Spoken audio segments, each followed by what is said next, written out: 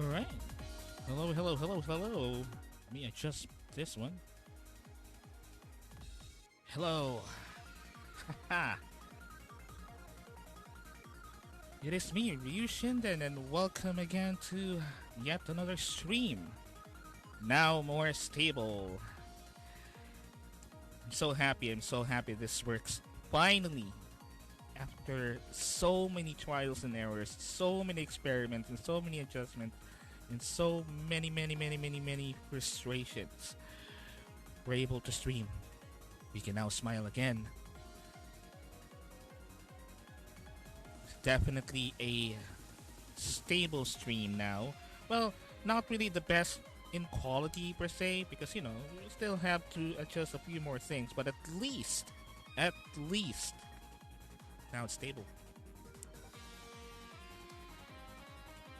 And the fact that the way that I actually made the stream stable, in terms of it not disconnected, that's the whole thing about it. The only really the only thing that I really wanted to happen is to not disconnect frequently, because that's what's happening last night.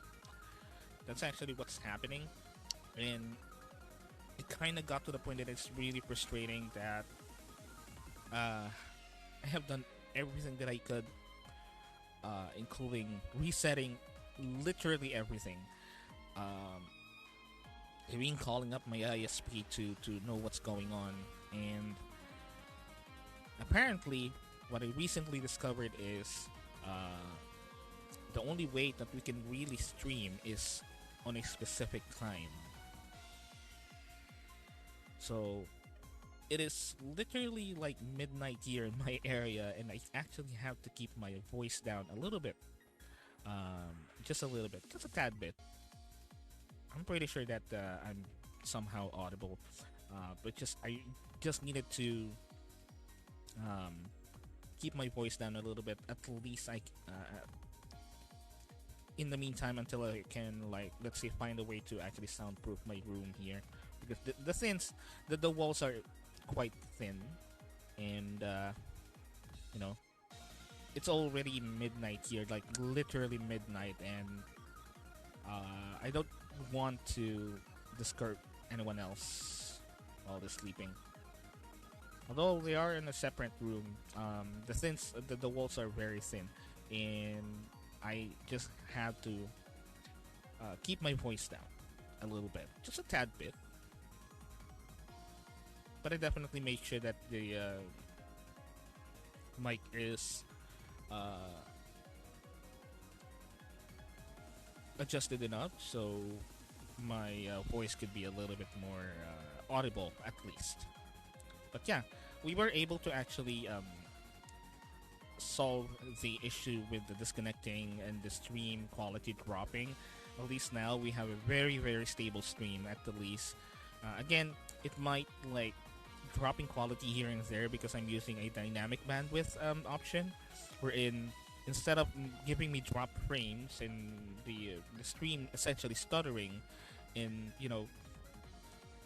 essentially what you call it, essentially king crimsoning the stream, because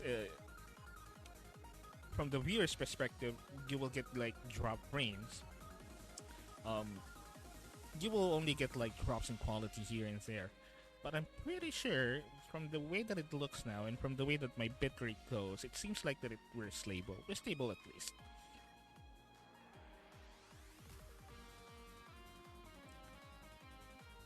We're stable, at least, in a sense.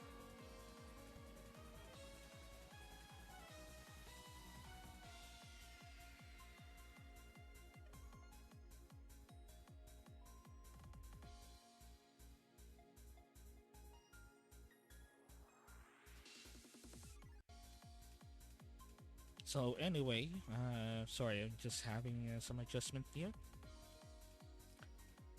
So what our agenda today?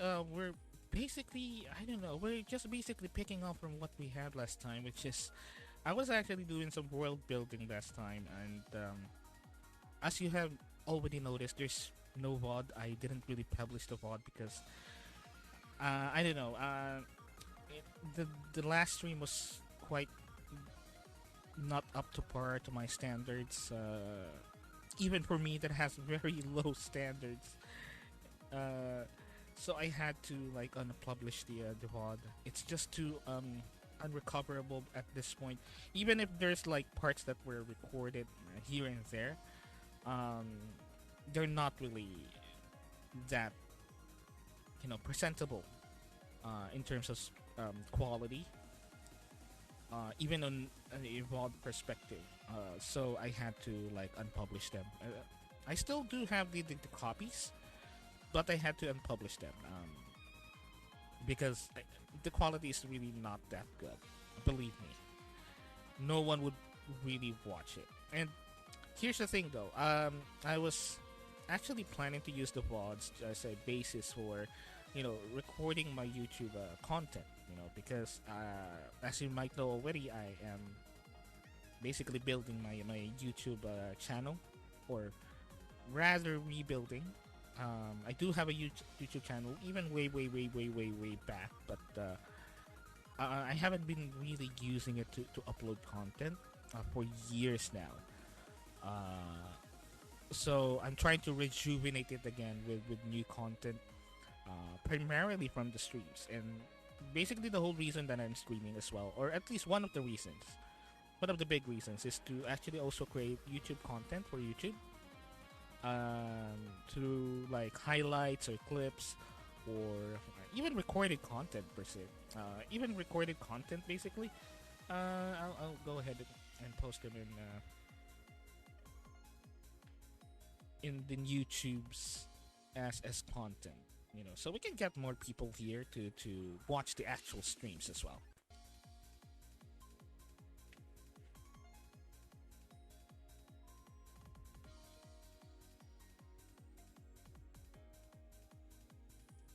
So yeah, basically there's that. For the YouTube channel, I'm still working on it.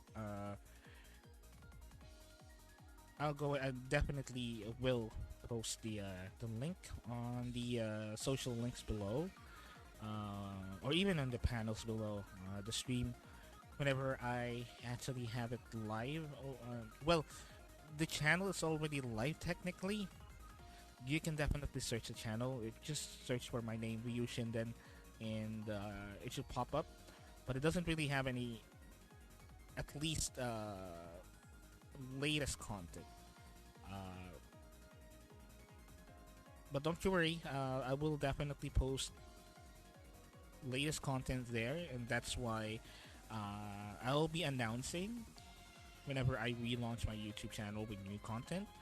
And I will be also posting the links as well at the bottom page or in the chat and whatnot. You can go ahead and watch it and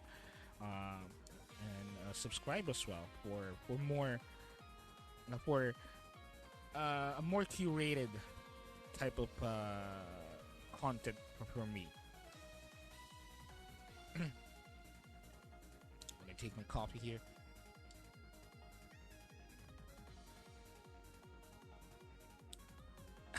It's good. So anyway, a few things as well. As you again notice, I am. If you're in the western areas, if you're like in very western areas, you might have. You're probably in the morning and such. But for me, it's already midnight here. That's why I have to keep my voice a little bit lower than the usual. So hopefully my mic is picking up my voice. And I'm pretty sure I did check it earlier. But excuse me. Basically, because I discovered a way to actually stream a little bit more stable. And that way is, and that method is to stream in a time where no one actually uses internet that much, which is midnight to towards the morning. I'm gonna go ahead and do it in maybe make some adjustments on my stream schedule. Basically, what will happen is the good news is I'll be streaming more frequently this time. Now that I found and now that I realized that I have to stream around this time to actually get a stable stream, uh, and then what you call it, and then stream still the usual times.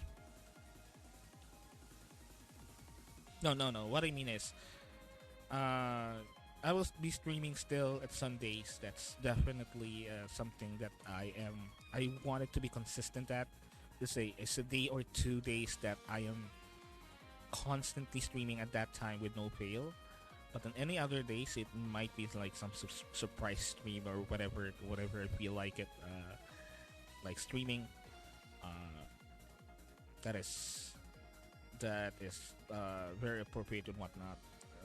Appropriate time in terms of like stream stability. I will be streaming back then. By that time. Otherwise, I will definitely stream Sundays Manila time or Monday technically Manila time right now. It's just the time um, that will be a little bit different.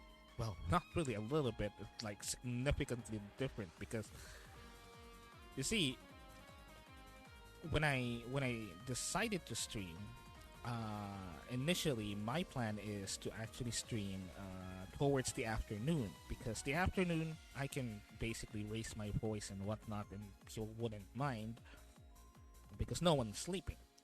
Unlike right now, that a lot of people are sleeping, and although I'm trying to lower my voice as much as I can, uh, of course there will be times that I will raise my voice, and people will be disturbed because of the thin walls and whatnot. So, uh, basically, the whole idea is I will be streaming around this time, definitely.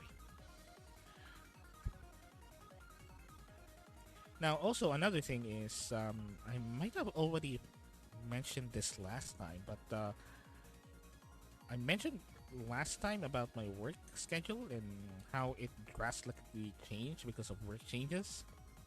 Um, so apparently, I will be working in the afternoons until the midnight. So basically, what will happen is I'll be able to stream again midnight towards the what you call it, the early morning. Now I'm referring to Manila time. Actually, let me check right now what's Eastern time, so I can probably just put my times on Eastern. Let's see. EST to Philippine time. So it's around 1 a.m. right now, Eastern time. So yeah, maybe probably 12 a.m. to 1 a.m. 12 p.m. to 1 p.m. Eastern time would be my usual time streaming. Uh, but I am I am in Asia right now, and right now it's deep into the midnight, and I'm trying my best to lower my voice to make sure that I'm not disturbing anybody. Um, but basically, uh, it seems like that my work schedule, I'll be working from the afternoon towards the midnight. So what will basically happen is I would actually still have time streaming before sleep, and then wake up, work again, and then sleep. So basically, definitely, I will have some time to stream, even on Sundays, which is basically the usual time that the usual day that I decided to stream. Um, so the great news is my work allows me my work schedule, at least currently, allows me to stream a little bit more frequently than the usual on the time that I am uh, at best streaming. In terms of stream stability and quality. Uh, so we're not dropping any quality, stream quality or frames, or we're not disconnecting even. So as you notice, we are very, very, very stable right now, and we'll definitely, you know, have a more bearable stream at this point. At least, at least.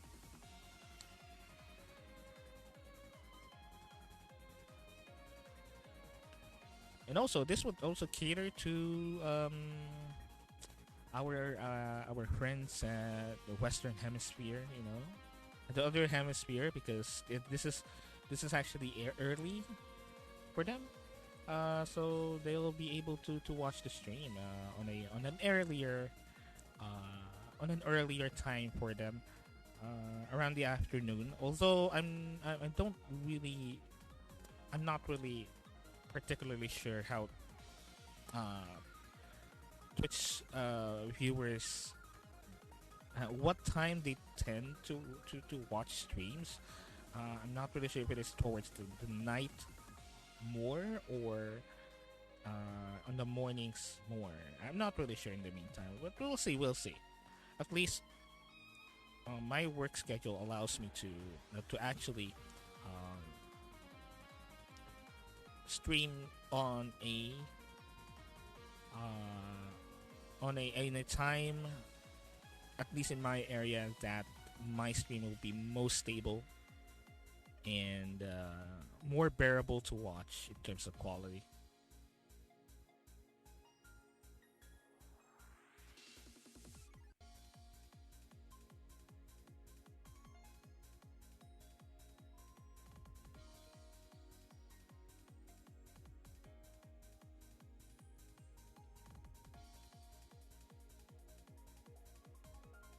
So yeah, and anyway, so there's that. So basically, um, what you call it? Our current plan right now, at least for next week, because this week I might not be able to stream that much because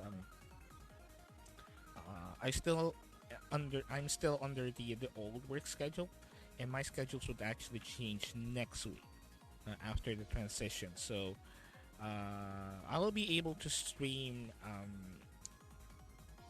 I'll be able to probably the next time that I'll be able to stream is like Sunday next week. Sunday again. Well, not technically Sunday. Technically Monday here in my area, but Sunday afternoon, Eastern time, around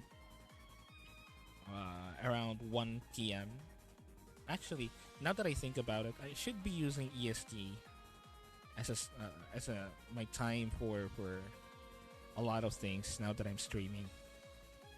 Maybe I should use EST more than Manila time. Uh, yeah, maybe that's a good idea. I'll probably use EST. But anyway, um, so most likely time that I'll be streaming is around 12 p.m., 1 p.m. EST, Eastern Standard Time, around Mondays. And once I'm settled with my new schedule, I may be able to stream a little bit more frequently than the usual. There will be like maybe a day gap between each other. So let's say around Monday, Tuesday, and Friday. Monday, Wednesday, Friday, or maybe Tuesday, Thursday. Really depends. But the times will be always like 12 p.m. to 1 p.m. CST. I'm sorry, EST, Eastern Standard Time. Always around that time. No, without fail, because that's only literally the time that I can stream based on connection. based on the fact that it's midnight here around that time, and that is the time that less and less people are actually using internet service, uh, especially around here, the house. Although again, I don't believe that it should be the fact that other people are using our internet access that should cause the issue. It's the fact that a lot of people around that time are using internet in general, especially upload speeds. And I actually, here's the thing, I actually did notice that most streamers in my country, at least, uh, you see, a lot of streamers in my country actually uses Facebook for streaming instead of Twitch. A surprisingly minority of streamers in my country actually use Twitch for streaming. A lot of them, and I mean a lot of them, are actually streaming in Facebook. A lot of them. And a lot of them would also stream, let's say in the afternoon in my area, in afternoon here in my country. Uh, so maybe that's also the reason why. Probably the highest contributing factor in the fact that I can only stream at midnight towards the morning. And now that I realize it, I may uh have to I may have to stream around this time, really, just to make sure that I'm not like going in with the peak hours of internet usage for most of people here in my country.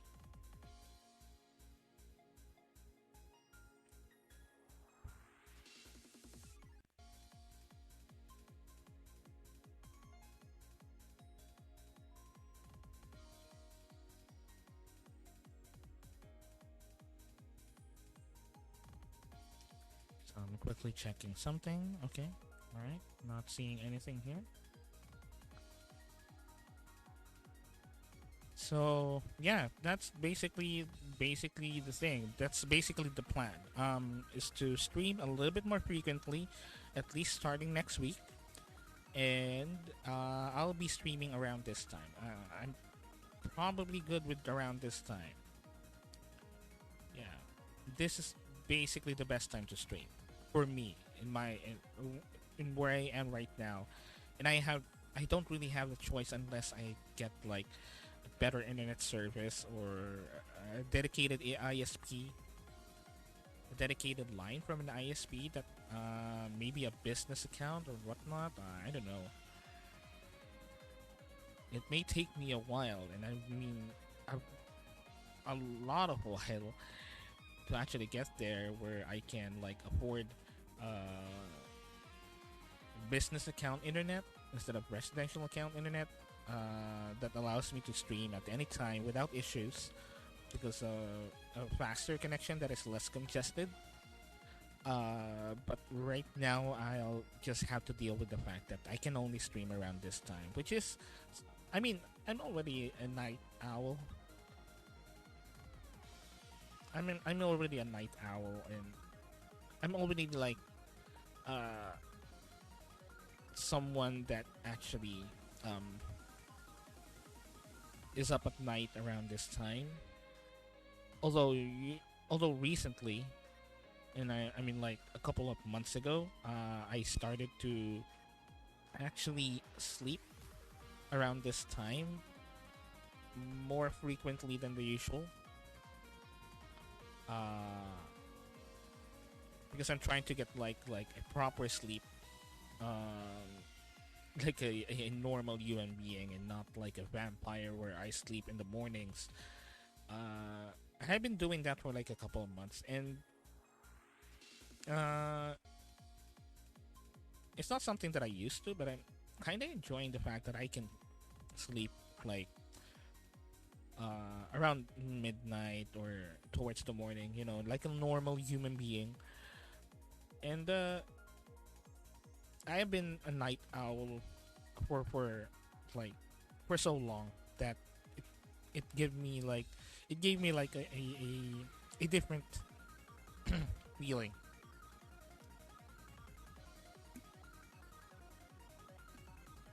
So it's basically that. I am a night owl already. I'm someone that actually is up at night all the time. So I don't really see any problems with staying up at night, especially for streaming. Although I do need a lot of coffee. I do need a lot of coffee. Also, another fact is another thing that might be changing due to the fact that I can only stream around this time is the fact that um what you call it I can only stream towards the early morning. It's like 5 a.m. here in my area. So technically, I can only stream for like 5 to 6 hours at a time. I cannot really pass beyond that, or at least I haven't really tried yet. But I see myself not going past beyond like 5 hours or 6 hours, because it's already towards the morning, and I'm not really sure if the quality of the stream would actually drop down. Um, when will it actually plummet? So basically, uh, I think I'm just speculating. I'm not really sure about it. Hopefully, this is not the case, but I might be only able to stream like 5 to 6 hours at a time. Although, as much as I wanted to like extend it, I'm not really sure if the stream quality would actually plummet down as we go on to the stream for like beyond the fifth or sixth hour, which is around 5 or 6 a.m. here in my area. So it's not. It's basically we'll see. We'll see. We're still basically checking things out, feeling things out. You know.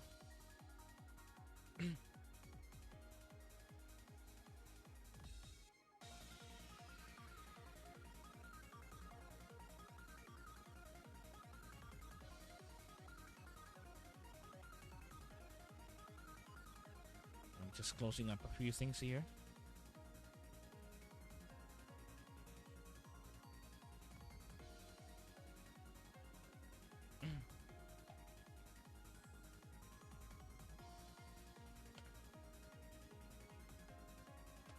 So yeah, we're just feeling it out. We're just uh, what you call it? We're just feeling things out.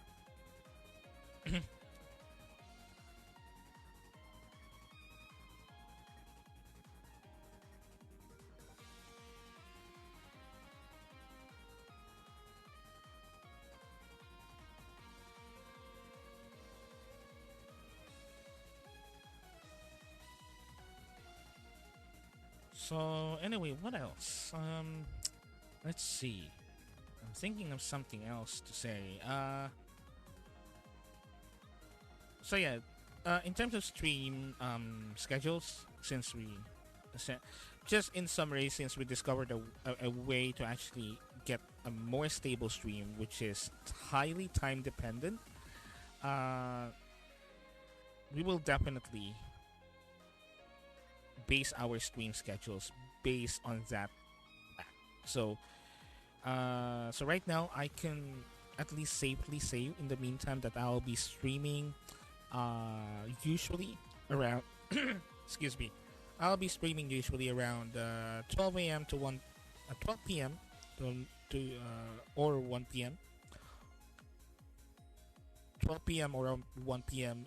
Eastern Standard Time for the stream.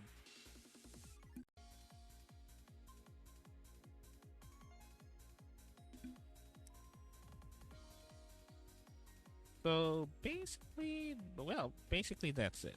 And also, yeah, I just remembered, uh, as I said last time, I just recently relaunched my Twitter. account where I usually post updates whenever I start streaming or about to stream or just anything that comes to mind. Really, uh, I'll be posting those on my Twitter that I just relaunched. So if you wanted to check out my Twitter, you can go ahead and click on the link right there on the chat. You can also you can also click the link at the bottom. I added my social links there at the bottom. You can also check out my Twitter right there. You can also follow it if you like.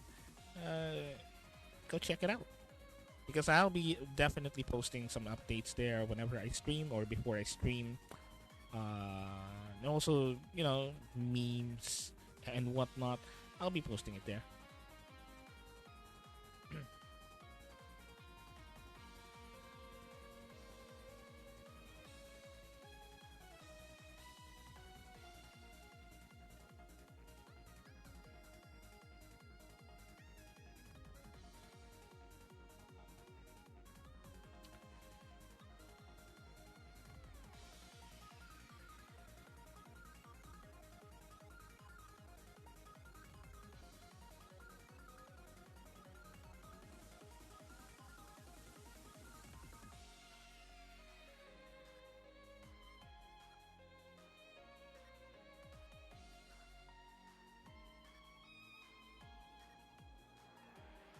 I'm sorry, I'm a little bit. I'm just checking out some things here.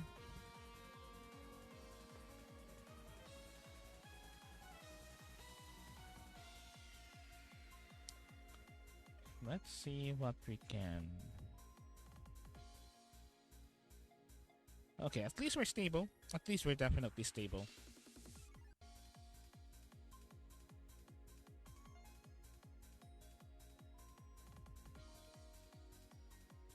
But yeah, I just remember that. Uh, I would honestly say that I'm a little bit. It's a little bit frustrating last time that we're cutting in and out when regards to the stream, because it's such a shame because I did notice that there's just a lot of people watching during that time, and it's just a shame that the stream is not really excuse me, it's not really that stable in terms of quality.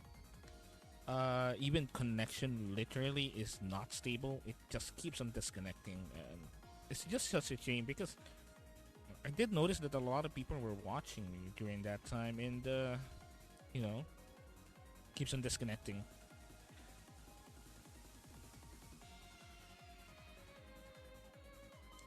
But right now, we are definitely having a very, very, very stable stream. At least. So hopefully everything would work out. I'm definitely positive in this one. Definitely will work out. Definitely.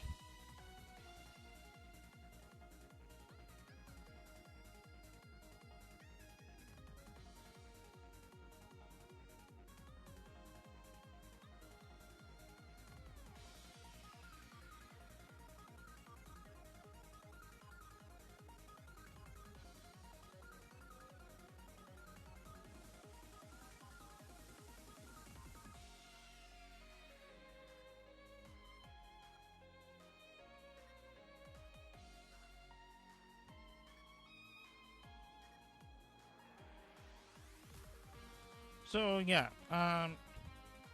Anyway, another thing. What else would I need to talk about?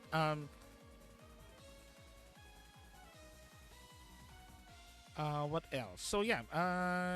We do definitely have some planned things for the next coming weeks. I'm still working on them, and one of them is again, one of them is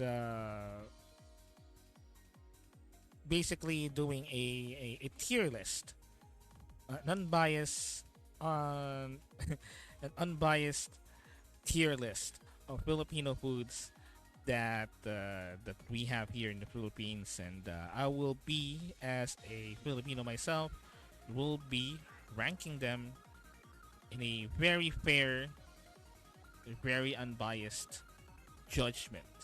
Well, no bias here, no Filipino pride.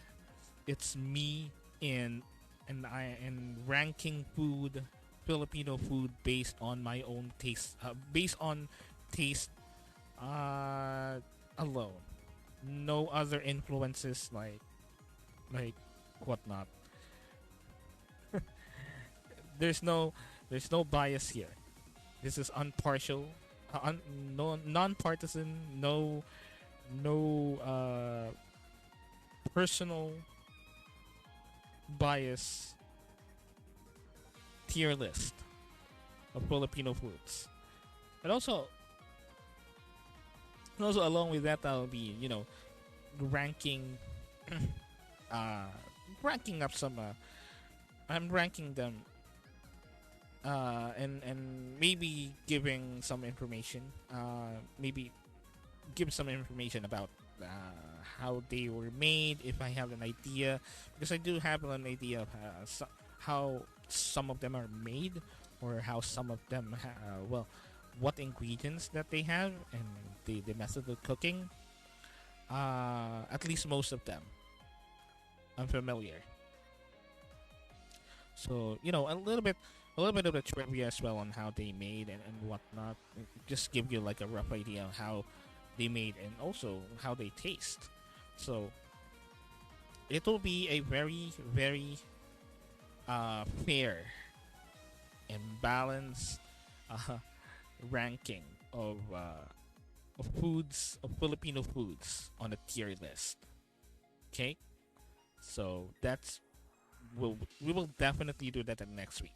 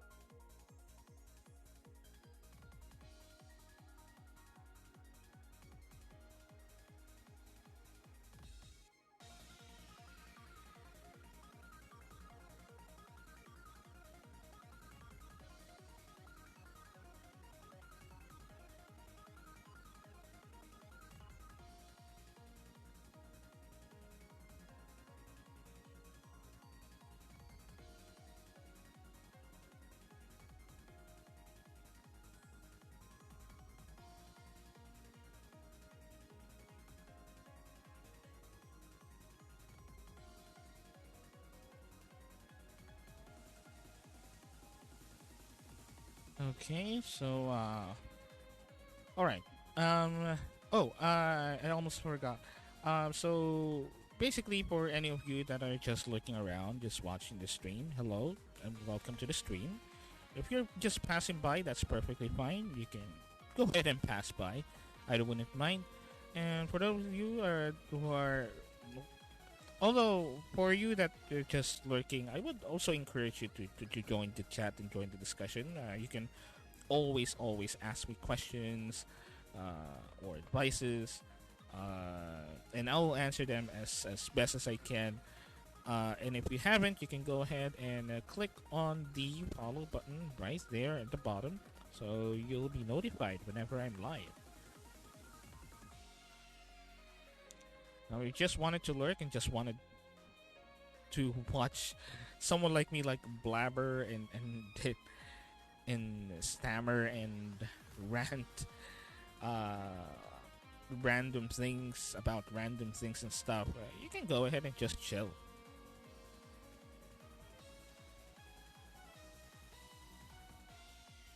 And also, I'm happy that we're almost actually at let's see, we're almost at 20 followers. Just a couple more before we reach 20 followers. Well, the thing is, that is the current goal right now, but technically the goal is 50 followers for an affiliate rank, and yeah, um, the good thing about the affiliate rank is once we reach it, we can basically use channel points to make me probably do things with channel points and whatnot. But the most important thing here is we can, expand the hero base a little. Make meet new friends, meet new faces, and whatnot.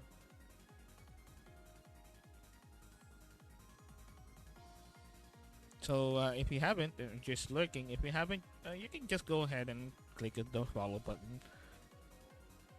It is not only just to increase the follower count, but it's for your convenience because you'll be notified whenever I'm live, which is uh, hopefully on a more stable, more consistent time.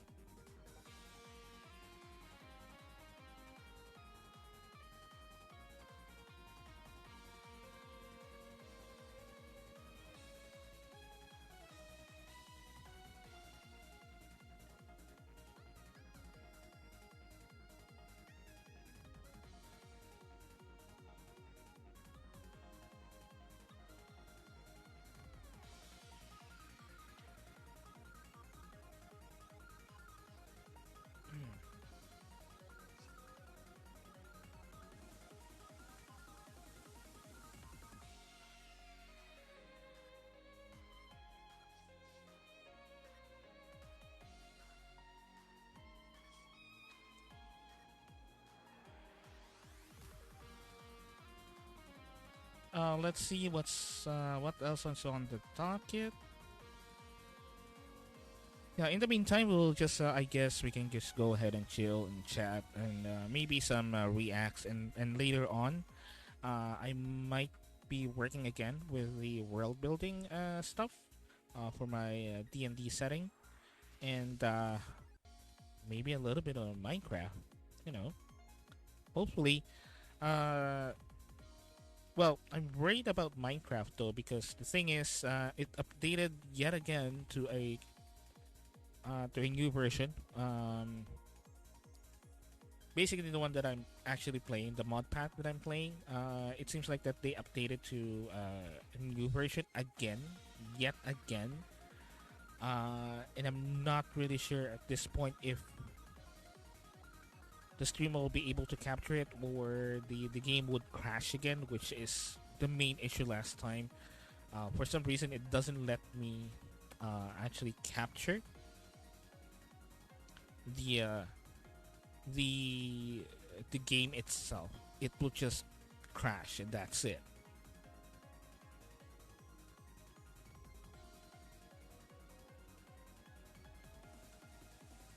So basically, that's what would basically happen. And again, it will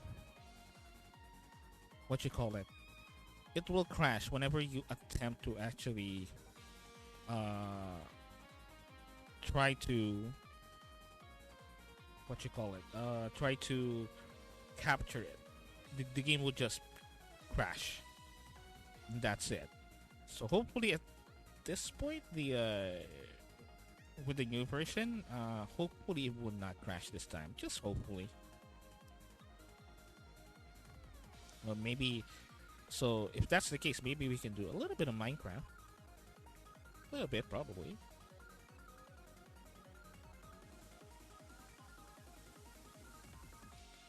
And let me just change in something.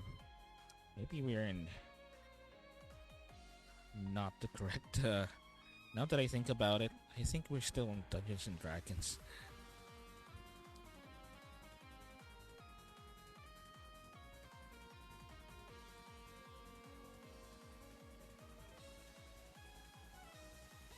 There you go.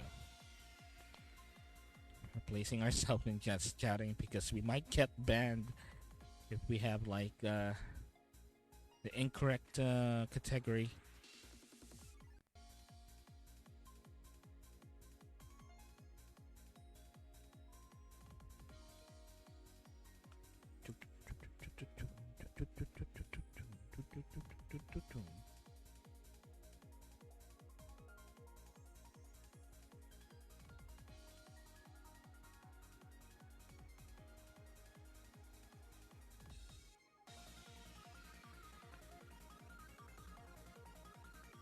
So okay, let's see what we can do here now that we can go ahead and start.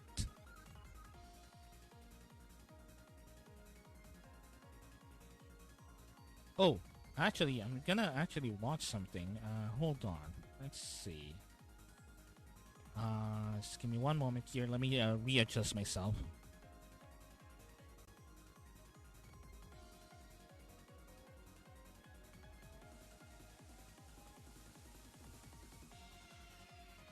Uh, mm, Let me just readjust myself here. So,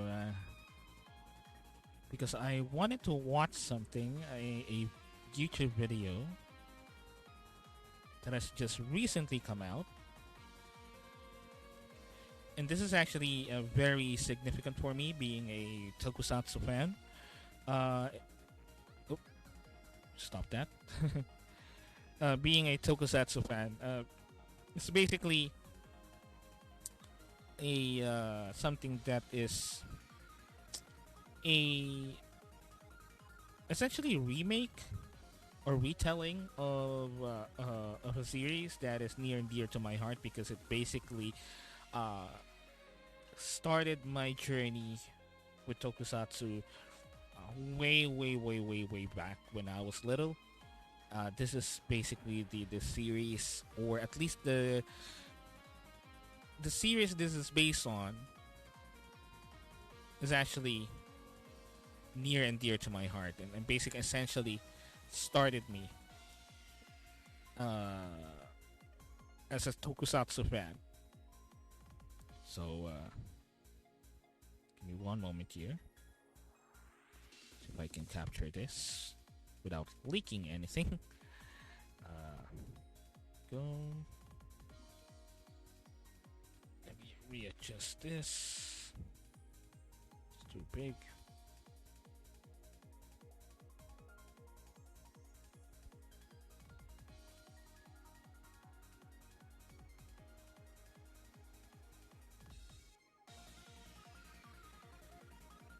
Okay, here we go.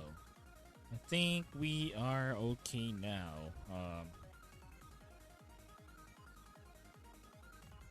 Okay, let me readjust this again.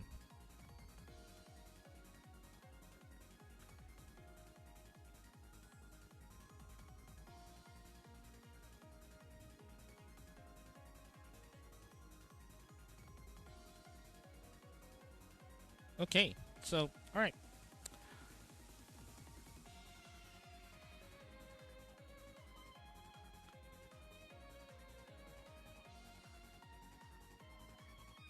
So let me pause this music first. So anyway, um, what we will do is we will be reacting to what seems to be a new trailer for Kamen Rider Black Sun.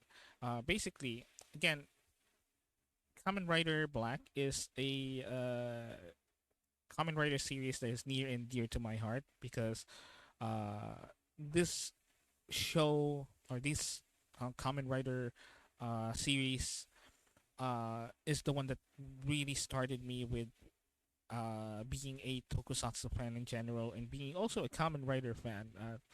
And this is probably Kamen Rider Black is probably like my top two or three Kamen Rider favorite Kamen Rider series of all time, and I mean all time. So this is very significant for me because this is basically it seems to be like a retelling of the Kamen Rider Black story, uh, and it seems like this is a way more uh, grittier, darker take on or darker retelling rather of Kamen Rider Black story, which is by itself the original Kamen Rider Black is already dark enough actually for its time. So it seems like that this is something that is way darker in terms of like uh story and presentation. Uh So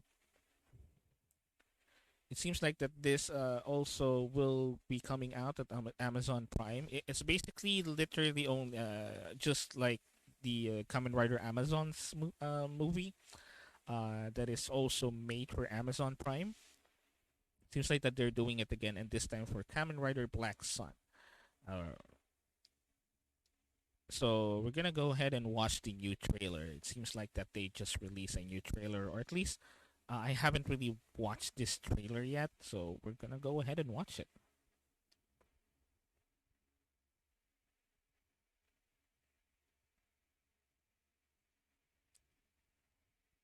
Here we go.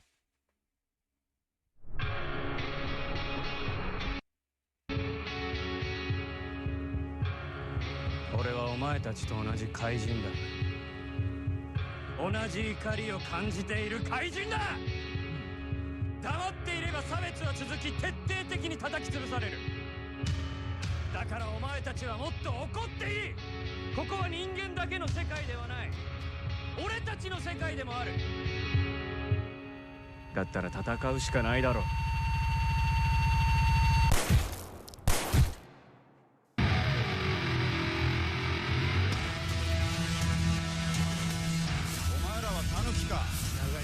生活ご苦労様です。残りたくないのか。キングストーン持ってたのか。お前がキングストーンを奪ってこい。私は倒すことはできない。本能のままに殺し合いを従っているのは人間の方だ。Okay. Okay, so a lot of things to take in there. Like a lot of things. Those are a lot of things to take in, and we're gonna go ahead and analyze it one by one. So first of all, presentation-wise, presentation is actually interesting. It's a more realistic take on the Kamen Rider Black story. Now, from what I understand, from the what you call it, from the promotional posters, this is basically Nobuhiko Akizuki, which is Shadow Moon from the original Kamen Rider Black series. This kid is actually is Nobuhiko, apparently from the promotional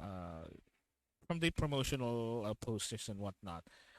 And checking on this, well, if you notice this dialogue line, and if you notice a situation right here, 同じ怪人だ。同じ怒りを感じている怪人だ。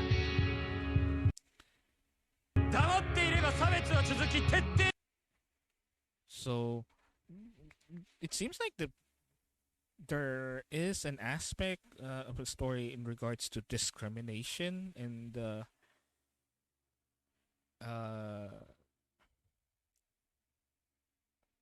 with the what you call it. There's some sort of a discrimination with kaijin. Kaijin is basically monsters. Now in the Kamen Rider Black, the original series, the kaijins are basically bioengineered humans that were stolen from that were stolen or kidnapped or even tempted sometimes by a group called the Gorgum. It's basically a cult that worships the Century King, and essentially,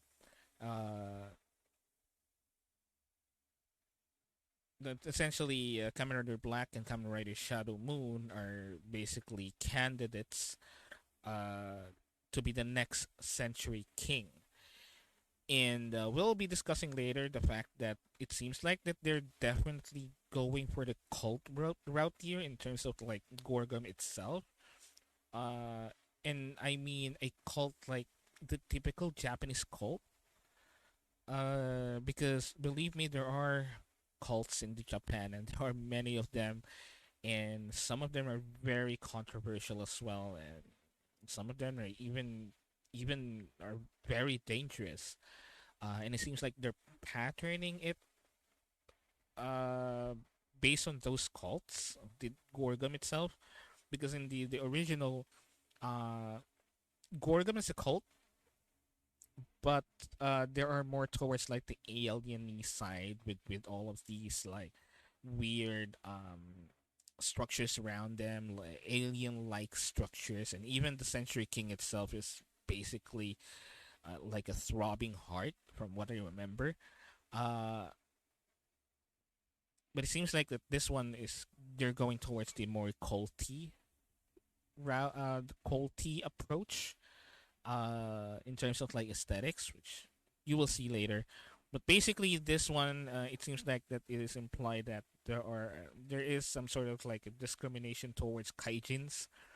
It seems like if this is the case, probably what's happening is the kaijins themselves, the monsters themselves, are living amongst humans. But of course, discrimination happens.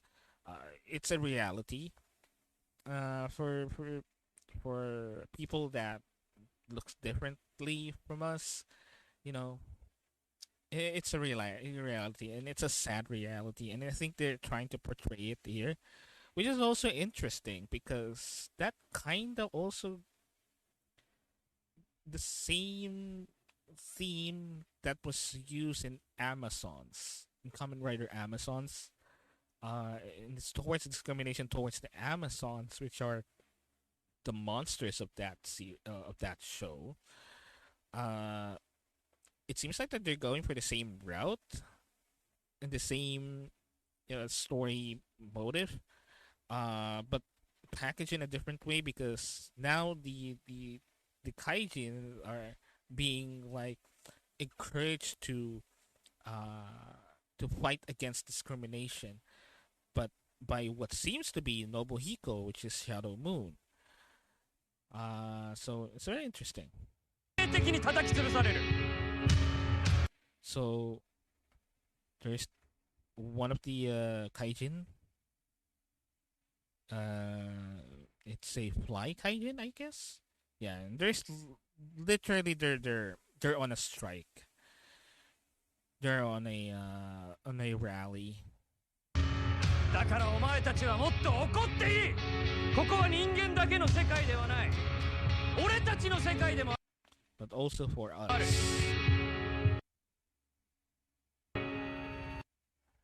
だったら戦うしかないだろ So, all right, that is brutal. I actually love the logo here. I actually love the logo. It still screams of like a callback to the original logo, Kamen Rider Black, which is like brushstrokes, but this one is this full on brushstroke. From what I remember, that the original logo has like only B as the brushstroke, but this one they went all in. Like everything is brushstroke. And look, I just noticed that there is a snake here, which is, you see, the snake, the coiled snake, is basically Gorgum's insignia.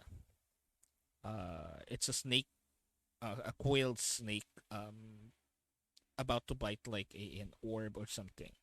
Which is also the same logo, or kind of the same logo as Kamen Rider Black's chest has. It's basically Gorgum's insignia. Very interesting, and a great callback to that.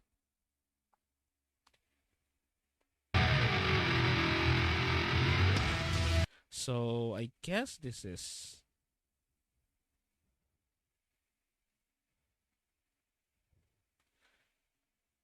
I forgot his name. I guess this is you call it. Basically, this is Kamen Rider Black. This is basically Black Sun, but I forgot his human name. I know his Filipino dub name because you see, Kamen Rider Black was actually also showed here in the Philippines, and what they actually did, and the usual thing that they do before is they tend to change or switch up the names from a pure Japanese name to like a half Japanese, half, I don't know, Western name. Because here in the Philippines we mostly have Western or Spanish names. Um, so in his case, he is named Robert Akizuki, which is kind of incorrect in terms of the last name because Akizuki is not his last name. I actually forgot. Let me check. Let me check on that. Let's see. Let me check.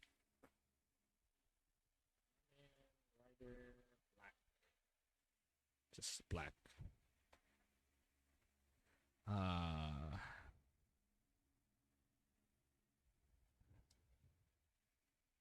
okay. Yeah. Oh yeah, there you go. Kotaro Minami. Yeah. So basically, it seems like that this guy. It, oh, yeah, I was actually checking the wiki. So basically, this guy. So this guy is Kotaro Minami himself, which is again, as I mentioned earlier, in the Filipino dub, his name is Robert Akizuki. Instead, the same as Nobuhiko, which is in the Filipino dub, he's Steven Akizuki. Although it is as per the Kamen Rider Black story, Kotaro Minami here was actually taken in by the Akizuki family and basically adopted him from an orphanage. Um, so basically, him and Nobuhiko are half siblings or step siblings, but in the show he still takes his real name, which is Kotaro Minami, and his real last name. So yeah, they in the Filipino dub they still gave him the Akizuki last name, but that's kind of incorrect because he didn't really take the last name. Although he was adopted by the Akizuki family, he didn't take their last name. So going back, this is Kotaro himself. The actor actually looks good. The actor does look like the part. I like the how the actor looks in terms of like how Kotaro is usually like. Well, he's not really usually brooding, but he's usually like serious.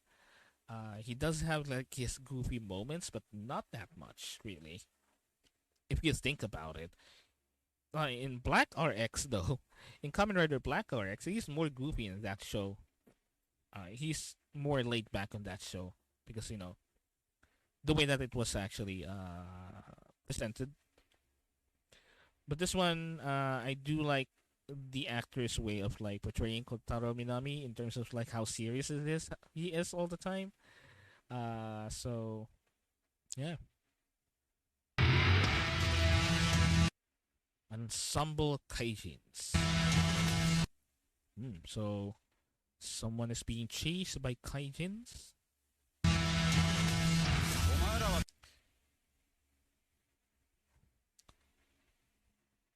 Oh, Bear Kenya. Oh, so Bear Kenya is here. Ostracoderm Kaijin. Beer Kenya. Yeah. Okay, so just to explain, Beer Kenya is basically like a mid. Well, he is mid. Well, no, no, no. I love Beer Kenya. I love Beer Kenya as a villain. He's kind of like a mid boss. A mid boss villain. Towards the latter half of the original Kamen Rider Black series. He kind of is like a higher commander or a higher general that try to kill Kamen Rider Black. He's very strong actually, and also fun fact that actor actually played a woman in another Tokusatsu series, which is Shider. Yeah, Uchu KG Shider. He is basically the same actor as that. Uh, from what I remember, the actor is very prolific in Tokusatsu series, in Tokusatsu shows. He actually has a lot of roles, even way back then, and he did play as one of the villains in Kamen Rider Black. And seems like that this guy is Bergenia for this series. He'll be taking the role as Bergenia for this series. Bat Kaijin. Alright. So Bat Kaijin, from what I remember, he was the very first. He was one of the very first Kaijin that Kamen Rider Black fought on the original series. ご苦労様ですよ。 And one thing that I noticed here, it seems like that they're saying that what Kaijin they are, but they're not really showing what they look like, or maybe I missed it. So this is the Blue Whale Kaijin, Kujira Kaijin. Interesting part about the Kujira Kaijin is, since a little bit of a spoiler, you can go ahead and skip this if you don't want any spoilers. Interesting about the Kujira Kaijin, the Blue Whale Kaijin, is he is one of the good guys. He is actually one of the Kaijin that helped Kamen Rider Black towards the end of the series. There's the latter half, the final half of arc of the series, which is against Shadow Moon. Because guess what? Kamen Rider Black actually died once during his battle with Shadow Moon. He did die, literally died, like not unconscious but died. And it is Kujira Kaijin, or Blue Whale Kaijin, that actually helped him revive himself to life and get back to Shadow Moon. And get him stronger, basically. And he did die in the series, actually, when the other Gorgum Kaijin found out that he betrayed basically the Gorgum. They killed him, but he was able to revive Kamen Rider Black during that time. So I don't know if he will take basically the same role in this one, or will Blue Whale Kaijin would be an enemy this time? Not really sure. Saber-tooth Kaijin. Okay, so this is basically the three priests: is Braum, Bishom, and お前がキングストーン奪ってこい。 Bishom and Darom. These are basically your three like head priests of Gorgon. The three like generals, which are the strongest kaijin in the show. They're basically the ones attaching plans towards Kamen Rider Black to either retrieve him or straight up kill him. And again, as I was explaining earlier, it seems like that they're going for like an actual culty aesthetic in this one. Not unlike their original forms that are like basically alien in nature. Although they are calling themselves priests, and Gorgon is being called as a cult. They call it as a cult. They don't really show anything that is culty. So I think in this one they are showing that they are indeed a cult, and they are literally designed after like actual Japanese cults, especially the dangerous ones.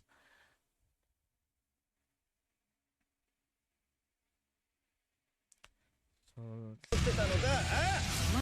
前がキングストーン奪ってこい。私を倒すことはできない。本能の follow the instincts. Humans need to kill each まま other. に殺し合いを従っているのは人間の方だ。 So that's basically one of the kaijins as well, a spider kaijin. Which is, fun fact, almost in every Kamen Rider series, the first kaijins that Kamen Riders fight are either a spider or a bat monster.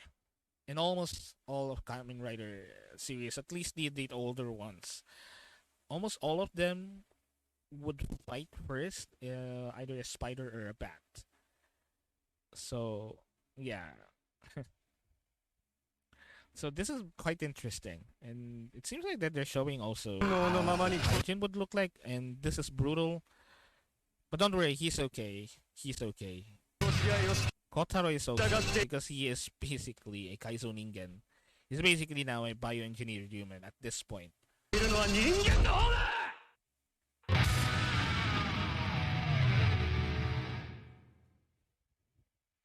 Okay, so yeah, it's very interesting. I will definitely watch this. Definitely would watch this. Because I definitely loved Kamen Rider Amazons. In terms of story and presentation, and even the gore. Well, although it's gratuitous gore, which is something that they literally lifted up from the original series, Kamen Rider Amazon. Uh, I do like the story, and the aspect of like, uh, what's so different between a monster and a human? If humans themselves are also acting as monsters as well, uh, what's the difference between them and whatnot? And it seems like that the same dilemma and the same like question of morality is also presented here in this series, at least. In terms of like, are the kaijins do kaijins deserve to live, or do they deserve to be discriminated, or are they different? Are they no different from humans, or are they different in how the humans should treat them, or how kaijin should treat them? Uh, yeah, it seems like that they're basically presenting the same ideas in this one, on a different packaging as well, because that's kind of the same case with Kamen Rider Amazons, kinda. Uh, so I'm not really sure if they will like basically do the same approach in terms of like how the story goes, versus how the premise goes, you know. So I am still excited for this one. I'm definitely excited because again, this is a retelling of a Kamen Rider series that is basically shaped what I am now as a Tokusatsu fan, and a Kamen Rider series that I definitely near and dear to my heart, and I'm actually very interested on how they would approach this series at this time in terms of retelling the whole story. So I'm really excited. So yeah, this would be shown on October 28th, 2022. Just a couple of months, or actually a month from now. Uh, no, it's a couple of months, 2 months. And it's on Amazon Prime Video. Okay, so yeah, I will definitely watch this. Definitely watch this. I'm very definitely excited for this.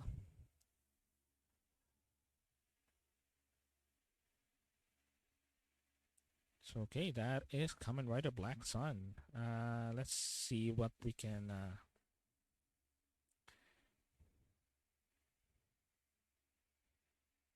Let's see what else we can react here.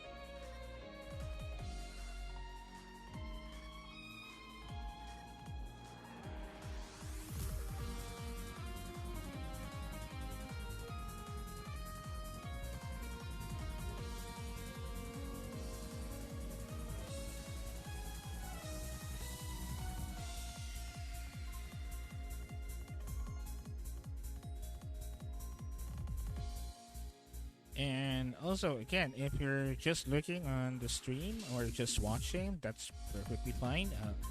But if you can, just please hit the follow button right there so you'll be notified whenever I go live. And also, a lot more content will come up in the future, so please watch out. And thank you for hanging out, even if you're not talking. But if you want, you can go ahead and chat, send a message.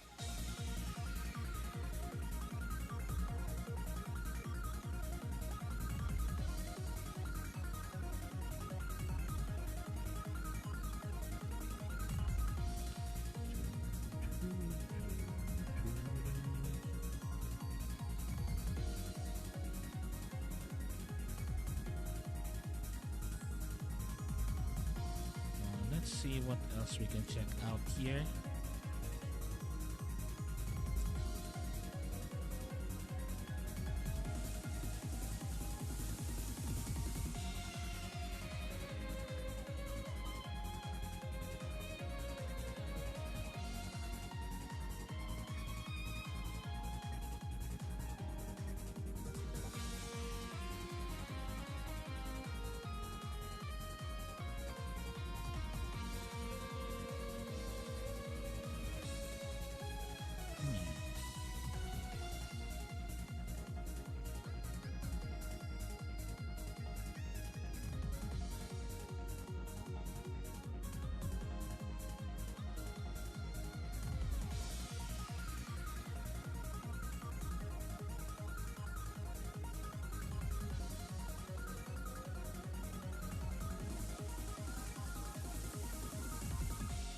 Oh, I saw something a bit interesting.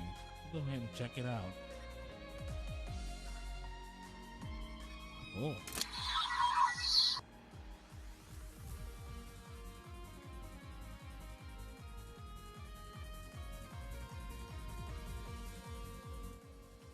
Let's see here. Let me show it here. This is interesting. It seems to be the Kamen Rider Gate spell.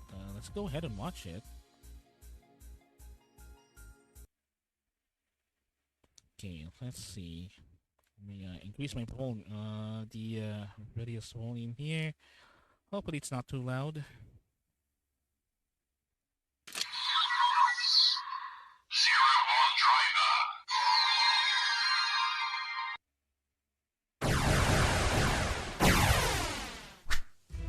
It seems like someone already got the driver. Oh, 01. Huh, I wonder if someone else actually have the actual belt. Yeah, it seems like that this is like for 01. But I want to check out the actual Geats belt. The desired driver. Okay, I guess this one is good.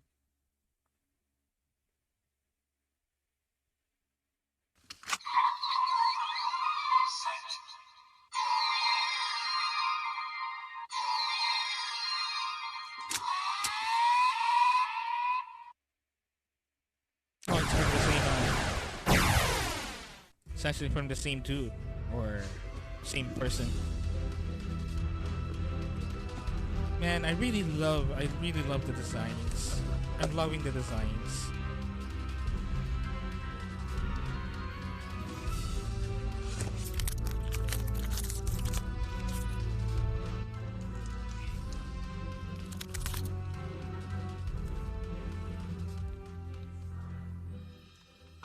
So that's the belt itself. Just like we put things in there.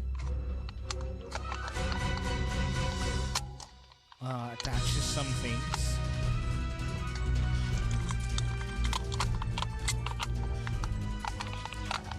Also, you attach like the thingies, the attachments on the belt itself. Here for the forms. Yeah, look how simple it is. If you don't put in anything, it's quite simple. It's sleek, you know.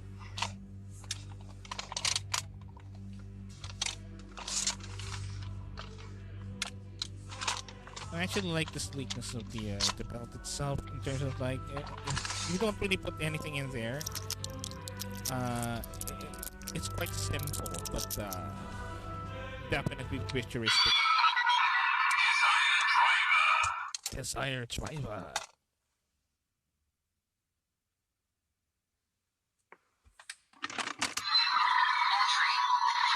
So that's plain. So I think the riders have the same, basically the same belt, but different attachments. Which definitely the usual.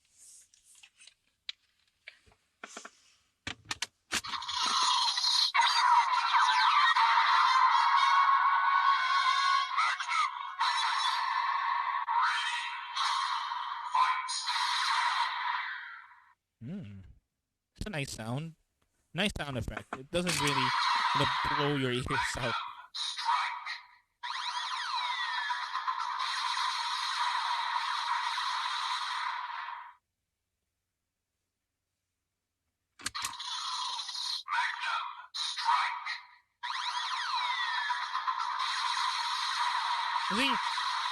You see, the things that I kind of hate about like newer versions of rider belts is the way that they sound so loud. It kind of gets annoying. It's a lot of like music and singing and sound effects and blah blah blah. It's just too like much for something that could have been simple.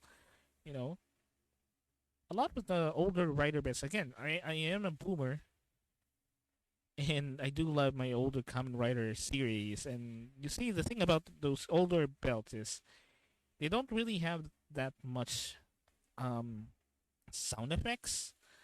Uh, and those sound effects don't like overstay their welcome. I should say that's the closest thing that I can probably give out as a description in terms of like how I feel about newer belts.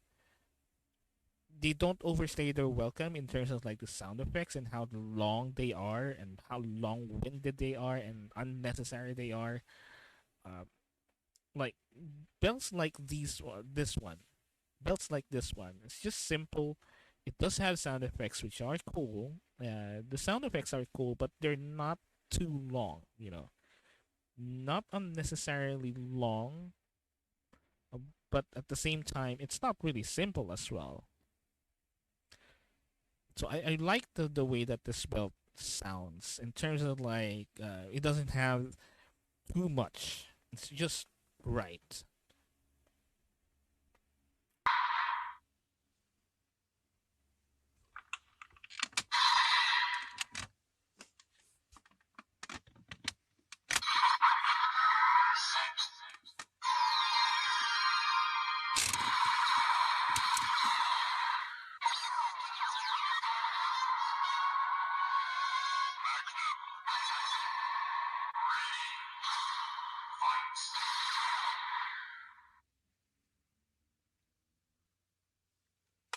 Yeah, I really like it. Again, it is long, but it's not unnecessarily long.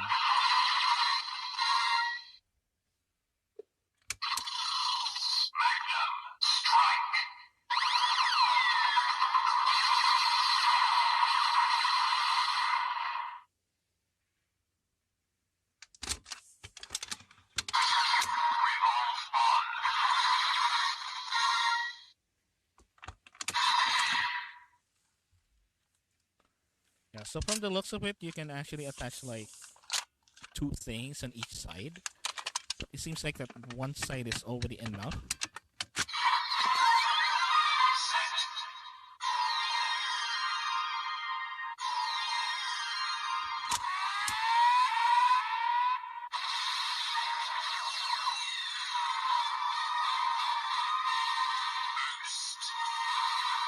Boost. Ready.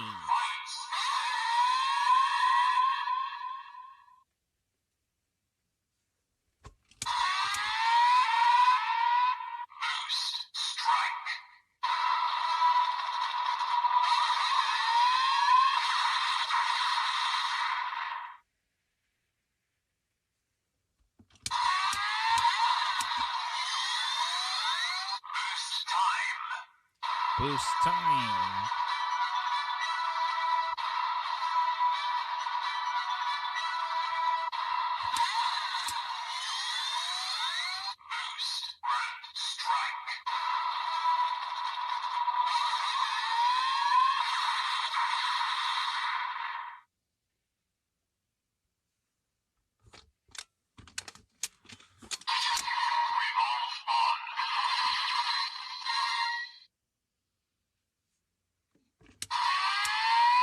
Yeah, you can like switch it on the other side and the other side, and as I mentioned earlier, you can attach both attachments on back to on either side. Yeah, just like that.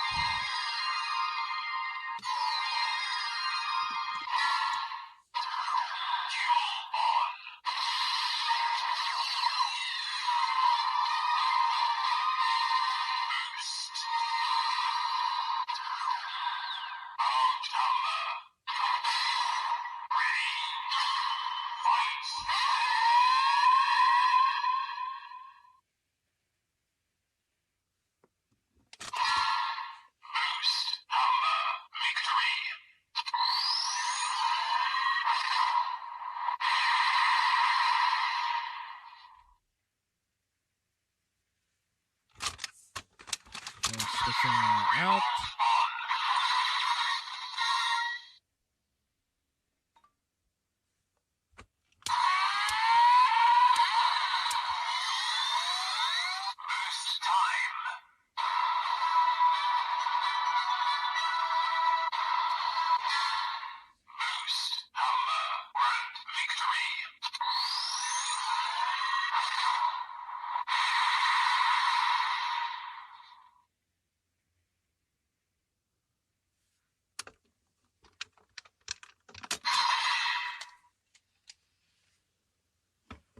So attaching the other one then. So this looks complete. This actually looks complete now. Oh, I love that. I love that effect.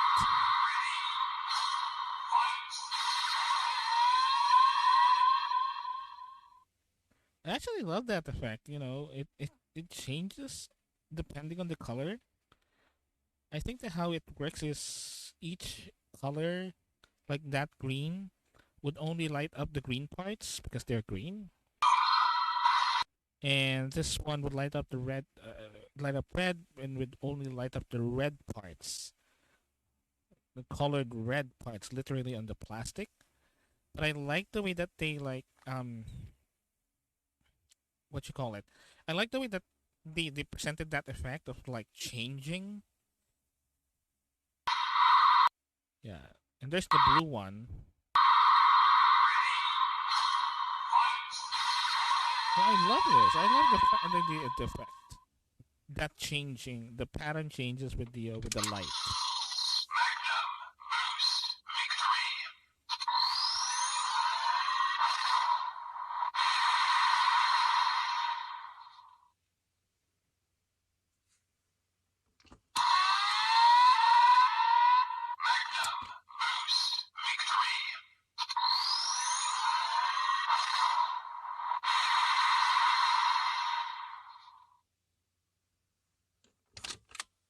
So switching out.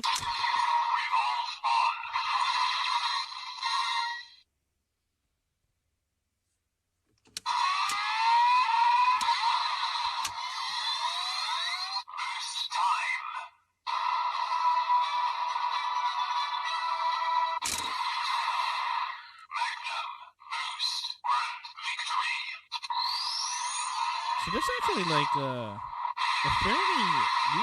fairly large amount of like combinations here. You know, you switch it out and then you switch it. From what I remember, whenever you switch it out, from what I remember, whenever you switch it out, Geats would like switch it from upper to lower and lower to upper body. That's I think that's how it works, from what I understand from the other trailers. That For example, one side is Magnum and the other side is Boost, the left side is Magnum. If the left side is Magnum, that means his upper body is under a shows the Magnum form, and the lower body would show the Boost form. And if you switch out the positions, like what he did, uh, the reverse effect would occur. Magnum form would be the lower body, and then the Boost form would be the upper body. Whatever. That's what I understand.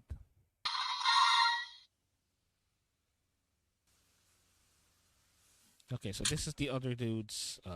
Oh, that's cool. This is the other dude's belt attachment. Oh, this is actually cool. It pops out.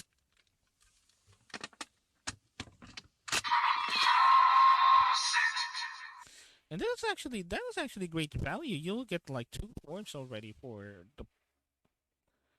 I hope the price of one. You will get already like 2 riders already on just one package.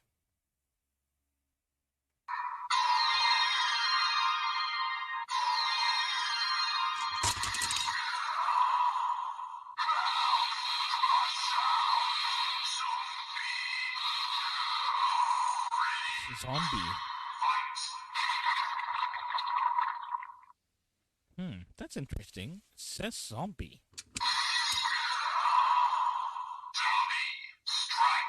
Yeah, zombie.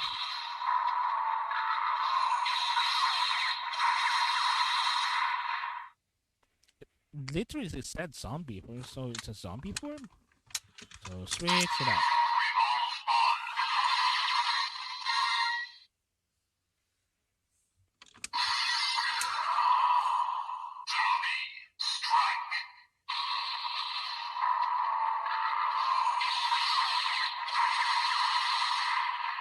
I actually like the how the attachment looks, but I didn't know it's a zombie one. It's really obvious. Okay, so that's the other rider. Yeah. I wonder if they actually would.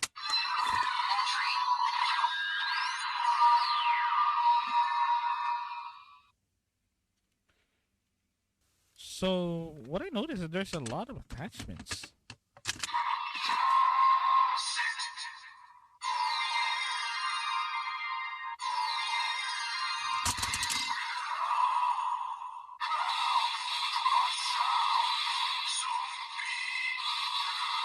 Zombie.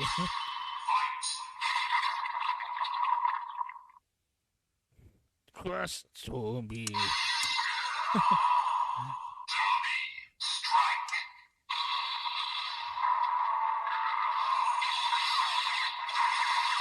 Oh god, this actually makes me watch other reviews of belts.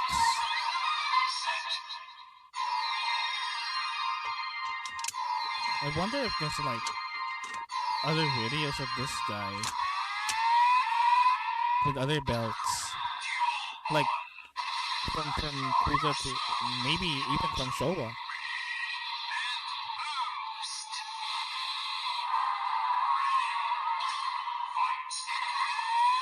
Of course, we don't have time to watch the secondary ones, of course.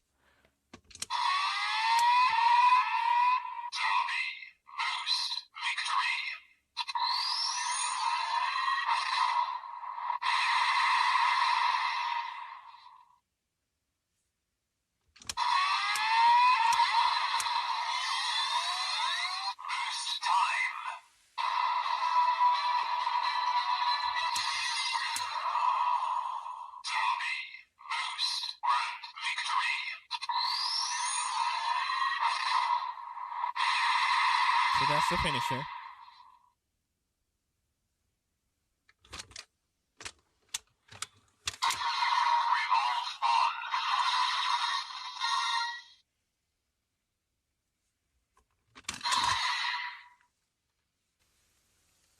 So he'll attach the Magnum one.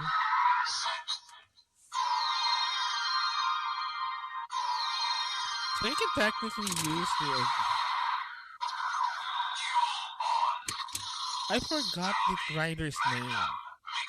It starts with a B. I forgot the rider's name. It's Bully? I don't know. I kind of forgot.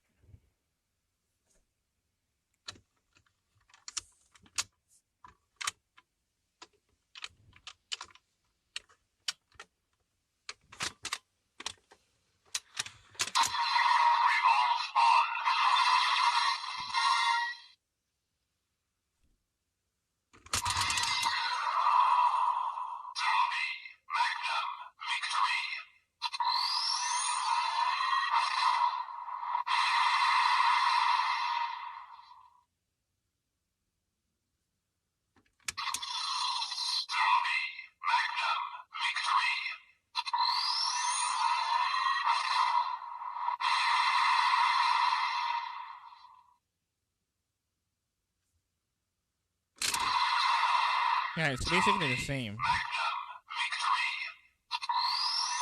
Just like in a different, I kind of wanted to check if this guy has actually other videos.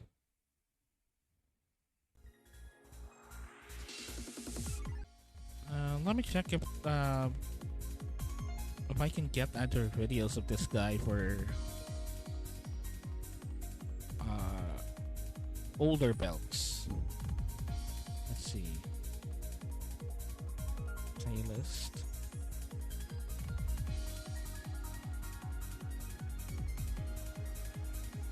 So I do see actually Ultraman.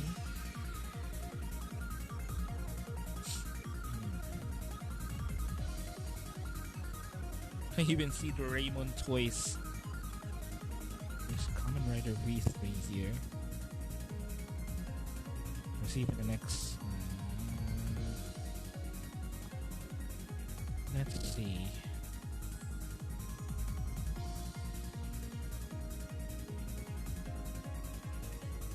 Yeah, there's actually a lot here.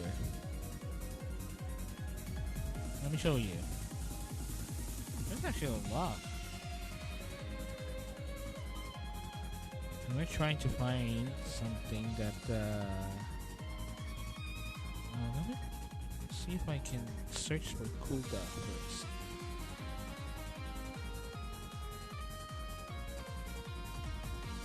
Oh, okay, here we go. So,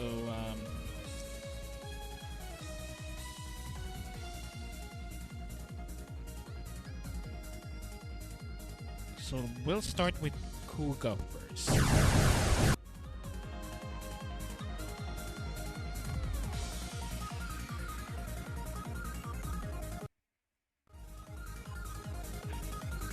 So we'll start with Kuga.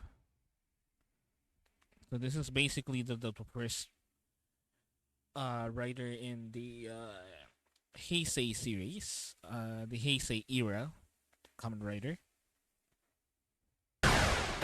Now, fun fact, I do have the belt, but it's the deluxe version, not the complete selection mods, the CSM, complete selection modification. Basically, the complete selection modification series is basically a remake of the belt itself, but it's for adults.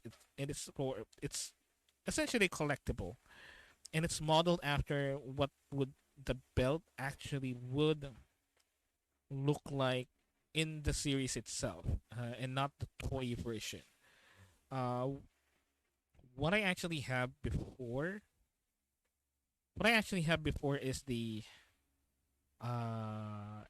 toy version of this one, the deluxe version or the DX version. That's what I have before, and actually that's one of my first rider belts that I own, because I love Kamen Rider Kuga. This is like top one, like basically my top one Kamen Rider series.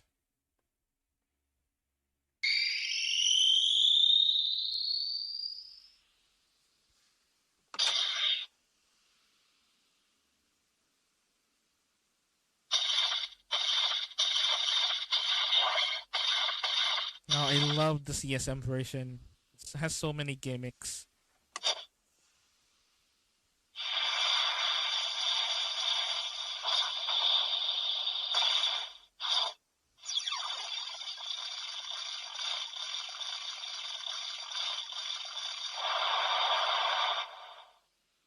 See, you notice.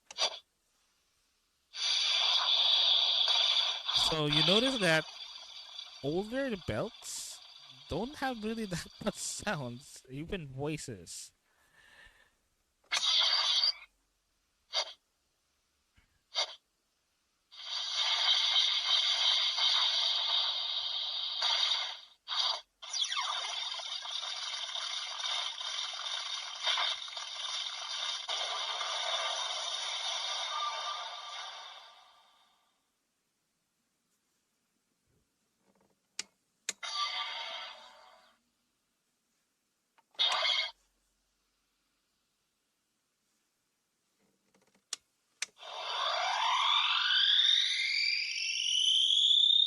What is D mode?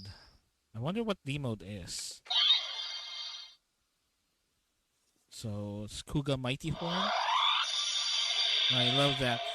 You see, what he did is he there is actually a sensor right there apparently, a motion sensor.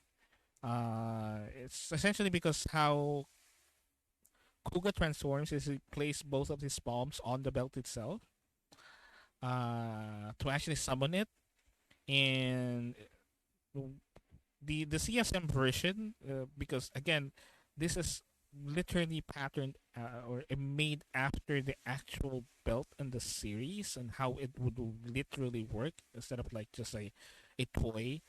Uh, so what they did is they put in like a motion sensor that would activate when you put your hand on it, because in the series you would, the Kamen Rider Kuga or Yusuke Godai, the protagonist, would put both of his palms onto his navel to actually summon the belt. So that's what he did. And again, this is like, one of the gimmicks of the CSM versions of Kamen Rider belts, is since they are patterned after, or they're made after, the actual belts of the show itself and not a toy version. uh Whatever gimmick that they put in here is based on the show itself.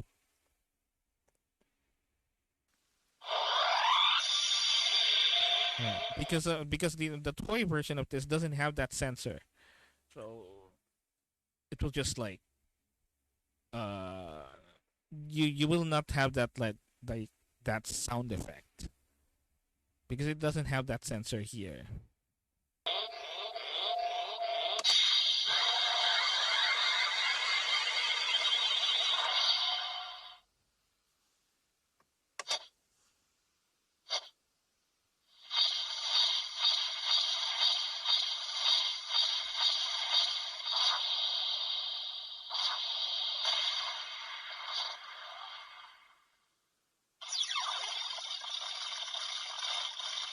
So that's how cracks the monster cracks whenever he does the kick. I wonder what that D mode is. Or display mode. Oh, display mode. Okay.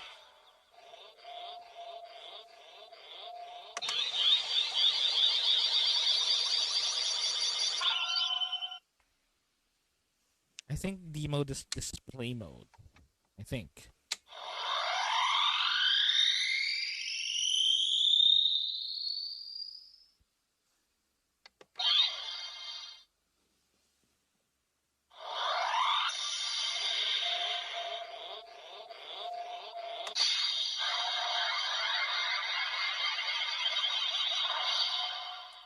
So let's move to the.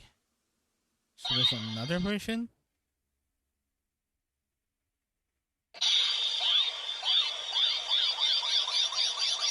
So that sounds different. That sounds a little bit different.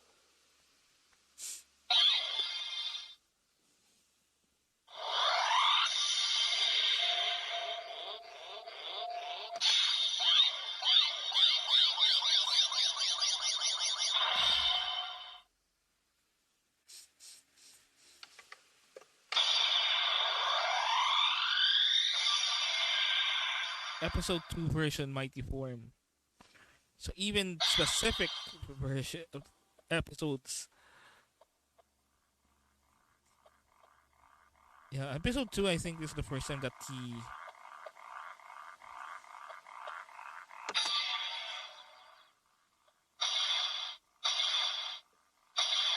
yeah, the ones that he punched the monster to actually transform.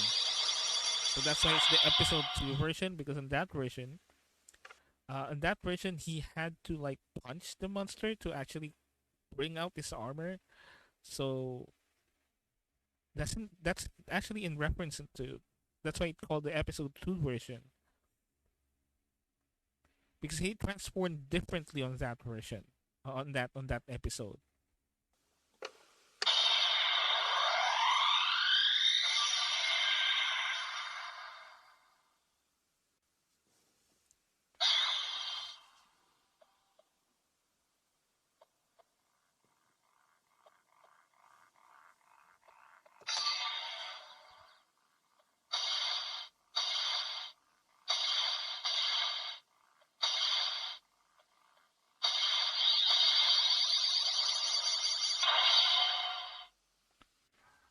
Dragon form. Okay, so let's check out the dragon form here.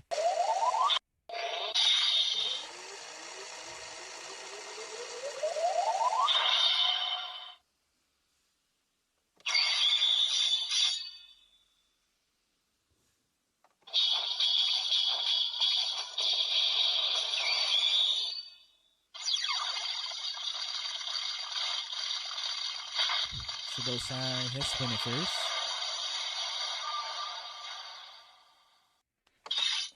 So this is the Pegasus form. He uses a crossbow.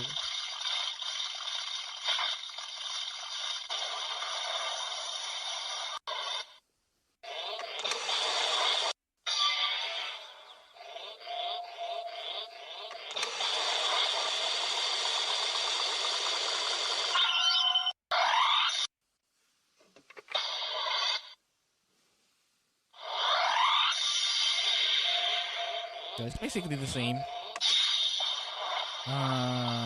Titan form. The purple one. Basically using a sword.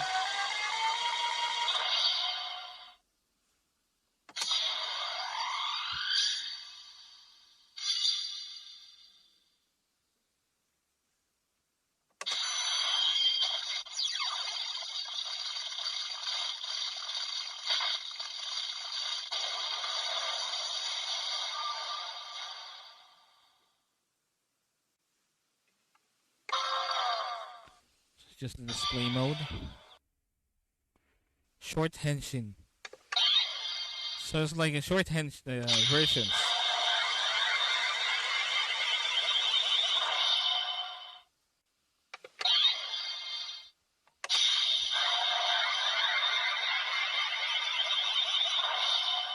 Well, this one is the rising.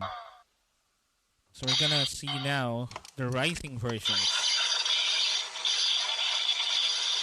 Yeah. So basically, it has like the gold trims. Because besides the normal forms, they have the rising versions of those normal forms, the Pegasus, Titan, you know,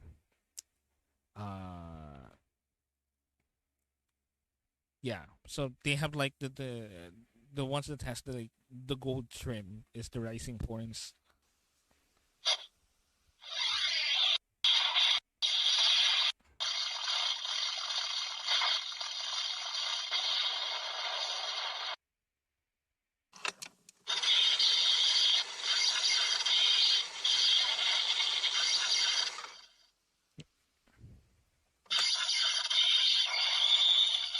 Yeah, so it's basically the same, but have that like blue attachment. And this one, Amazing Mighty, is I think the black, or the black version, color black, which only showed like one episode technically.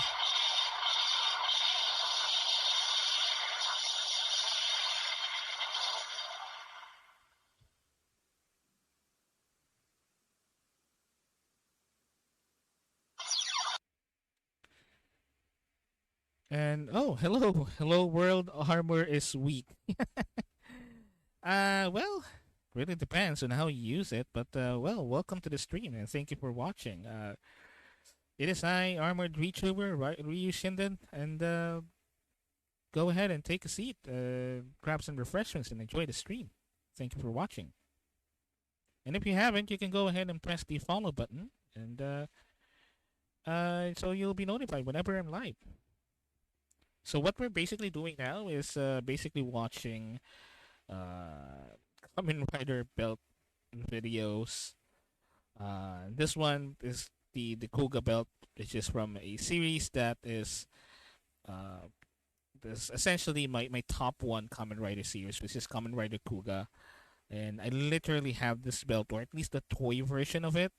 This is the complete selection version, which is essentially like a collector's item version of the same belt. It has more gimmicks and whatnot. So basically, it's essentially that. But yeah, again, welcome to the stream.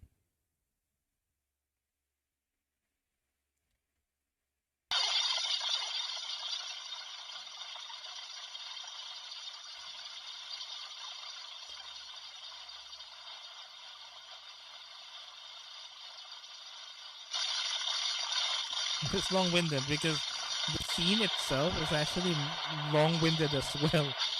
So this is the ultimate form. So like basically the final form.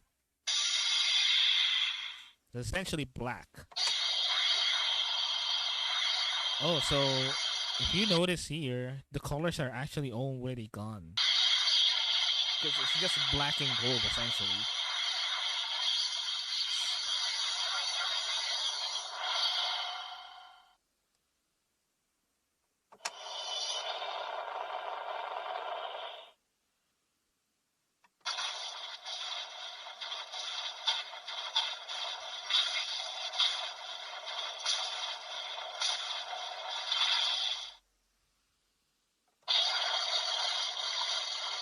So this is the red.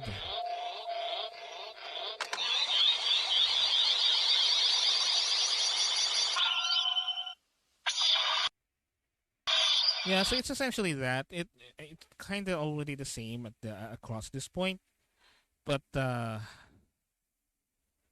this is basically like the final form. So yeah, yeah, I do have this belt, and this belt is really cool because it is from the Kamen Rider series that I love, and I do actually have the belt, but it doesn't it doesn't really work now. Uh, it's actually broken, and I wasn't really able to try to fix it. The belt itself is on display in my room, but it doesn't really work like before. So let's see what else we can do here.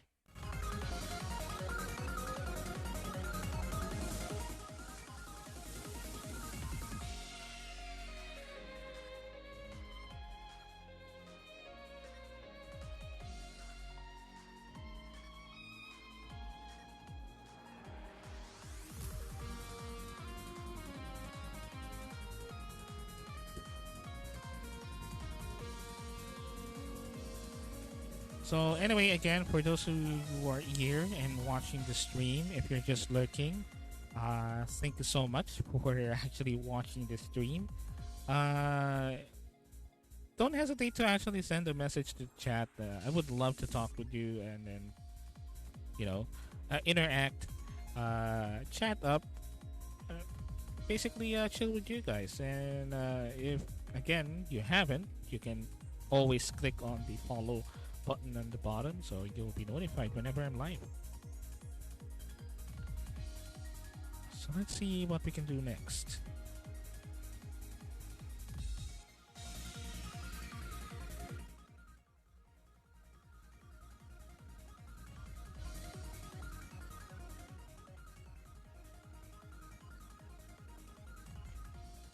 Let's see here.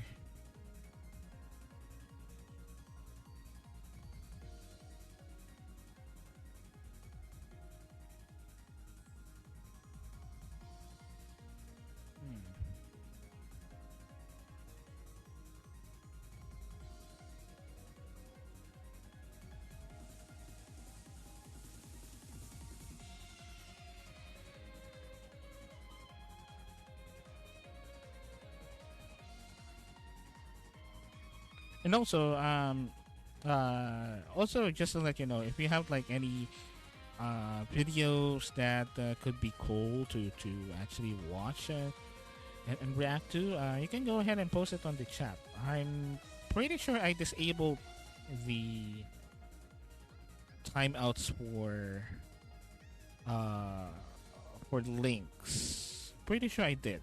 I'm not really sure though. But if you want, you can go ahead and just post it on the chat.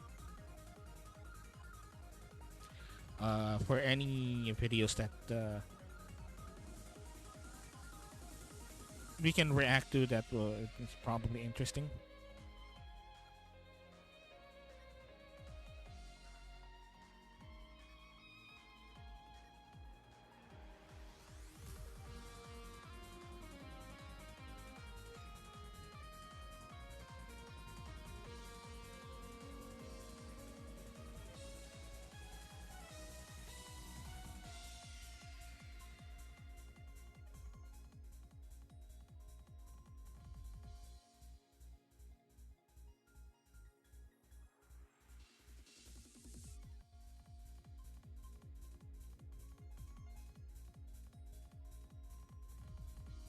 So let's see. I'm trying to search for something here. Let's see what we can. What else that we can react to?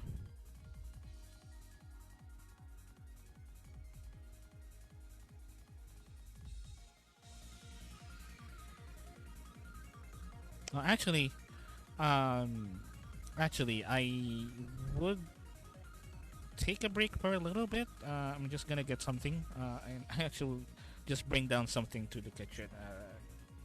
I have my plate of food here beside me. I'll just bring it down to the kitchen. Maybe take a small pee break, just a little bit of small pee break, and once I come back, we'll go ahead and proceed with whatever we're doing. So just stay tuned. Go away. Don't go away. Right? Right. Just sit there. Don't go away. Right?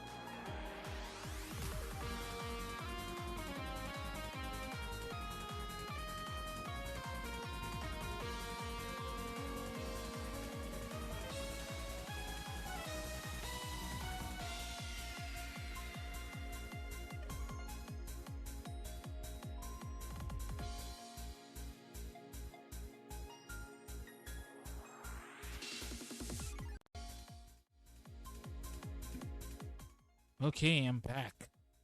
I just got the. I just got to drink some water and take a pee break. Little short pee break. For you know, gotta take your pee breaks. Ever don't ever hold them in, because keep your kidneys healthy, keep your body healthy. Don't hold in pee on your balls because pee are stored in the balls. Don't hold your pee for your health. Don't ever do that, because have I have let's say I have known friends that actually tend to do that, and they unfortunately uh, they unfortunately suffer the consequences for that,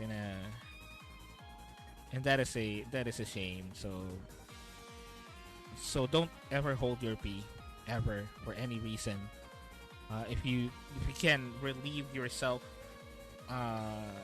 relieve yourself as soon as possible, and as soon as you definitely possible, as soon as you can, to prevent any complications, anything bad that can happen to your body and whatnot.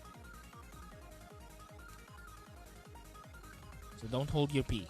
This is a public service message from your resident armored Vtuber.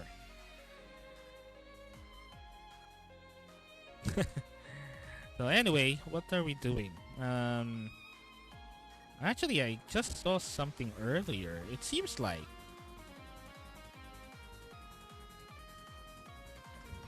you know, it seems like that. As we were watching earlier, uh, something about Kamen Rider Geats, the belt itself. I didn't realize that there is already like a first episode henshin sequence and a finisher.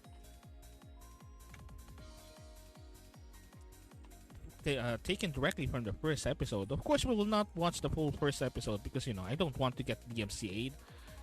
We're just gonna react to the first henshin and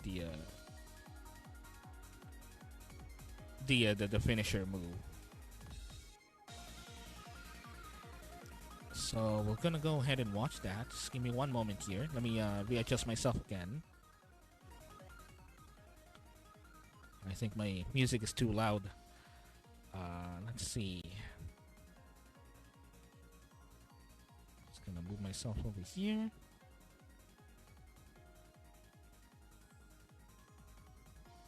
And we're gonna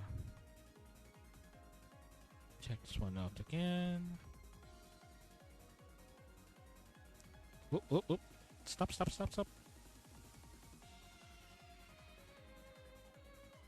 Okay. So here we go. Let's check this one out.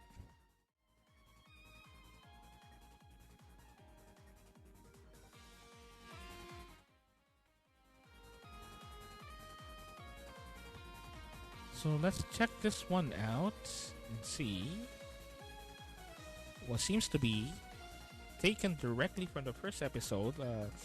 Kamen Rider Geats. Kamen Rider Geats. First time doing the henshin sequence, the form changes, and even the finisher. So let's go ahead and check it out. Let's see what we're dealing here.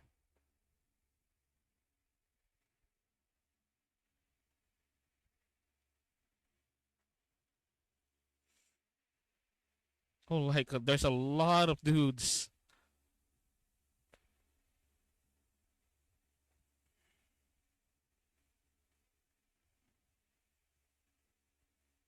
Ooh. So he just snaps his fingers.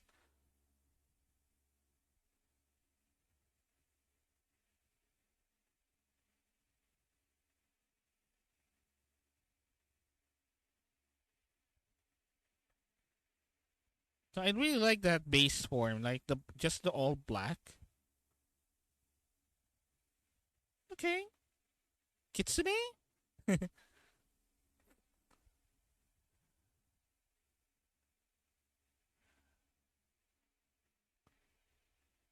Of course, the usual line, the usual catchphrase.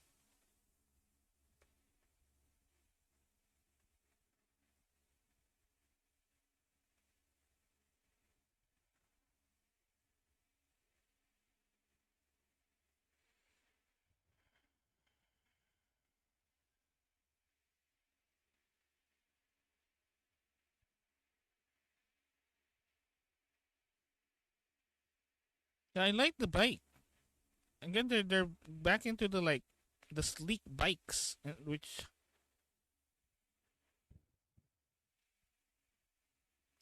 so this is where he uses like a double two forms at the same time.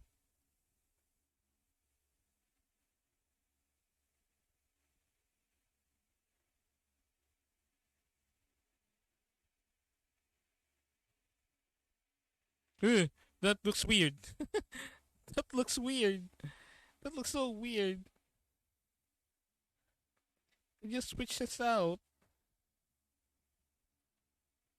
I'm pretty sure that's the gimmick for the toy, but it looks weird. It's kind of like what Decade does with uh with the writers. They're like changing into something that looks like weird and painful, changing into a big gun, a big bow, like a sword. It- It's so weird. But again, look, Geets looks great. He definitely looks great. I really like the design.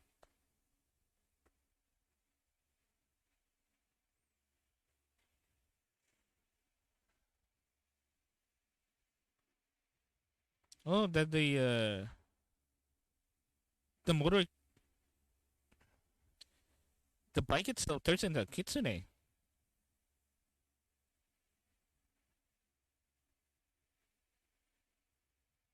It's a rider kick, kicking a whole house.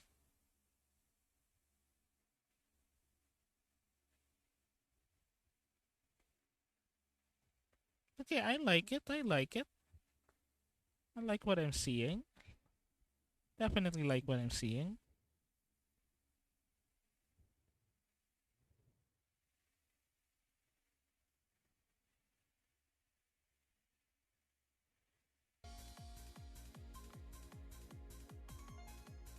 Okay.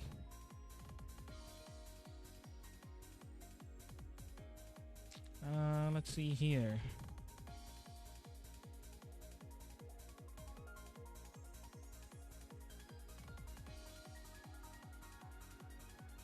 So that's Kamen Rider Gates.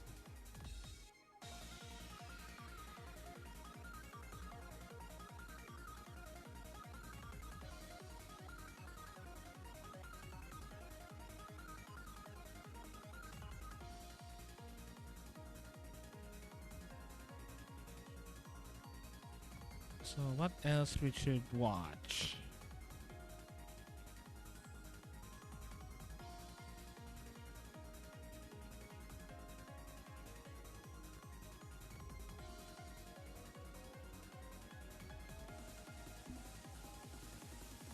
Hmm. Do, do, do, do, do, do, do, do, do, do, do.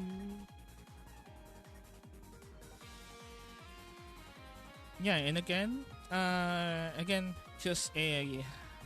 I already said this, but again, thank you so much for watching. If you're watching right now, if you're just lurking, that's perfectly fine. You can just lurk and chill. But if you can also, you know, send a message to the chat. Go ahead and send a message to the chat. I will definitely answer questions and just chill out and whatnot. And if you haven't, you can go ahead and click the follow button right down below the stream, so you'll be notified whenever I go live. Again, you can also follow my Twitter. I posted the Twitter. I also posted like the Twitter link on the chat and also below the stream as well, so you can go ahead and follow that Twitter account. So you'll be notified as well whenever I go live, because I also post on Twitter whenever I go live as well. Also, some things that I post are like kind of interesting. No.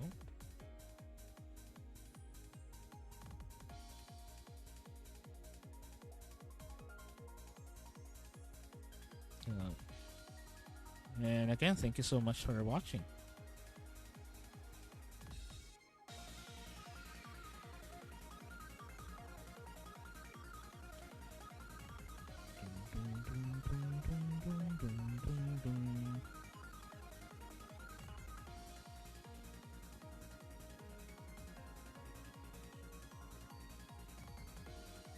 So let's see. Let me actually move myself first, right in front of the screen. Let me scoot over.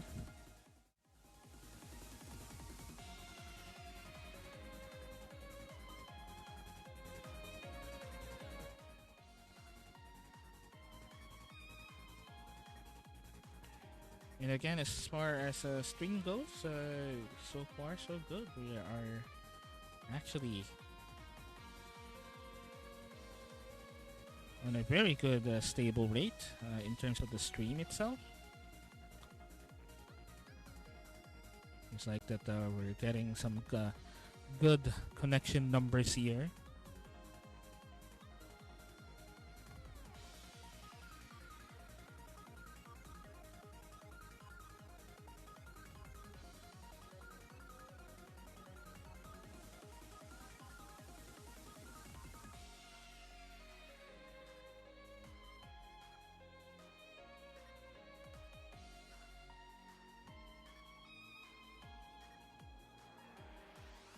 So readjusting some things here.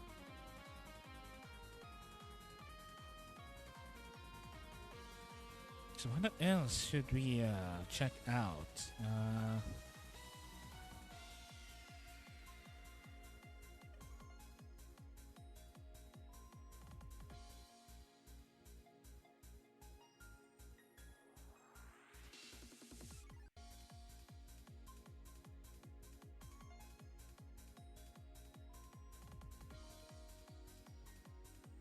I mean, I actually wanted to share something that I did earlier.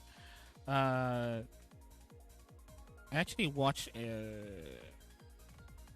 stream of someone that I followed for quite a while, which is Sea Dog VA.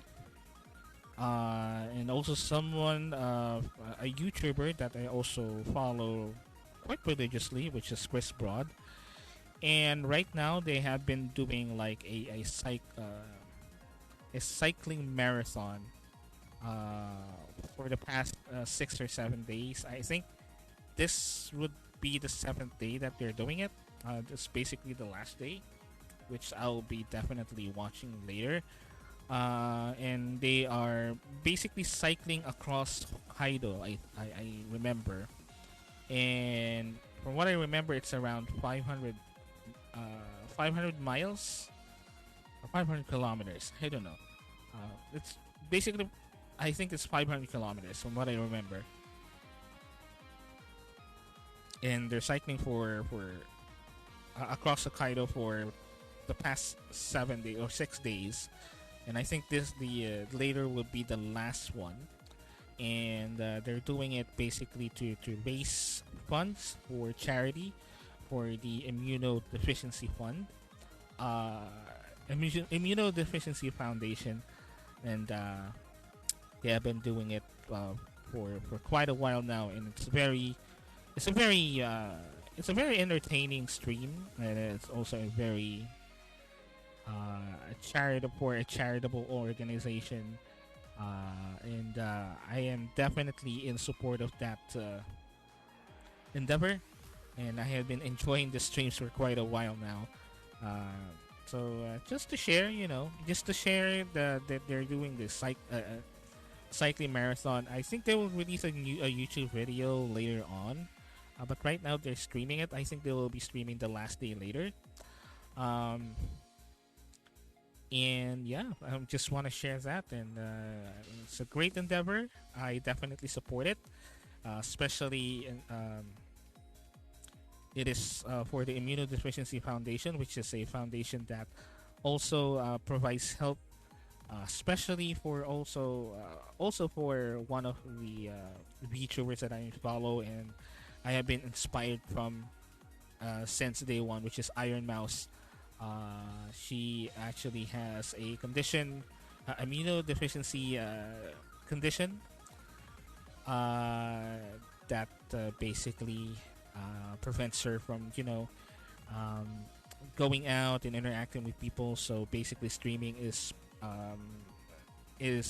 a way for her to like interact with people and such, where she cannot due to her illness.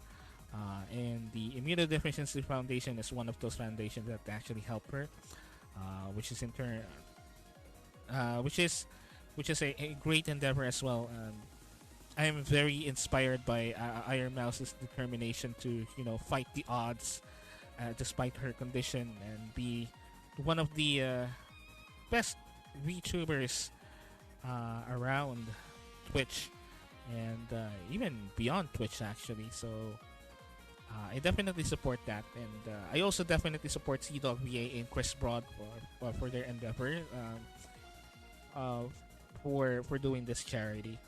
And in my small own way, I did made some donations. It's not that much because I am poor.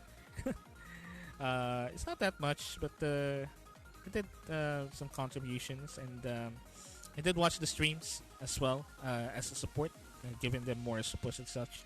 And this is also like in my small little way, sharing the awareness for the charity cycling stream, and for the foundation as well, to raise some funds for charity. And yeah, just wanted to share.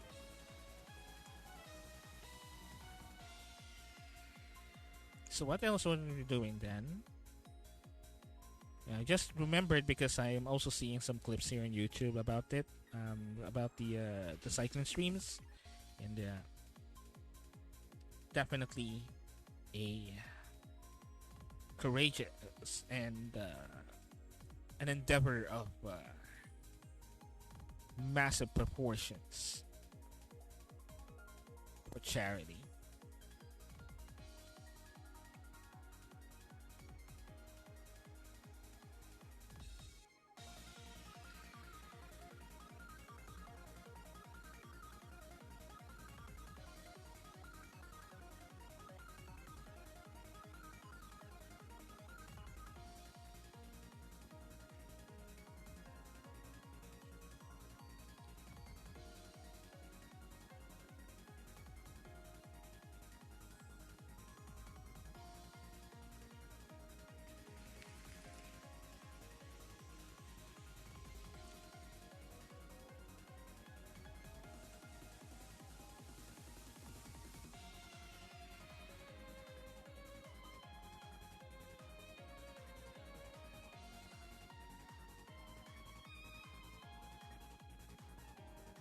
Hmm.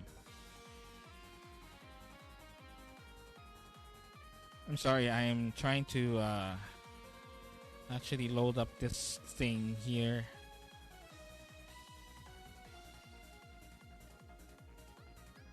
And again, if you have like any videos that you can share, you can just post it on the chat, and we can go ahead and react to it. You know.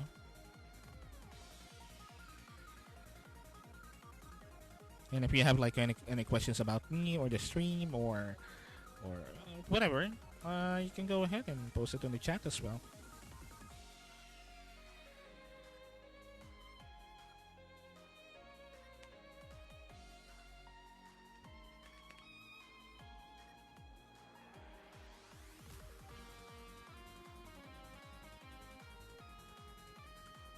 actually interested in watching this one. Hmm.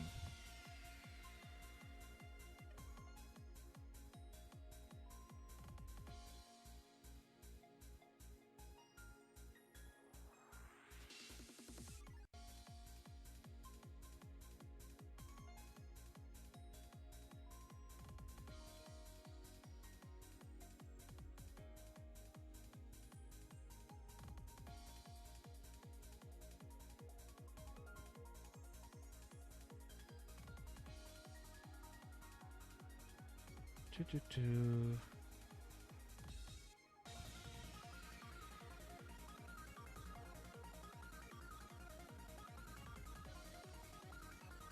Okay, I guess here's what we will do then. So let's try this then. I'm just gonna try to load something here, and let's see if we can, if I can, it will even cooperate.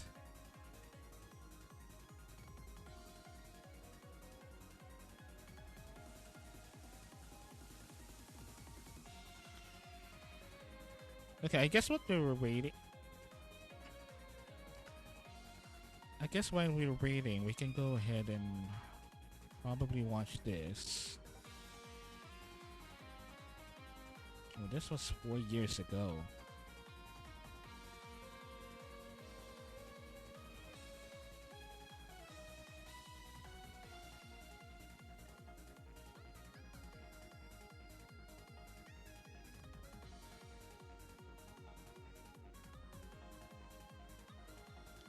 So let's watch this one while we wait. Let me again scoot again on my little spot right here on the side. And I guess we can watch this as well.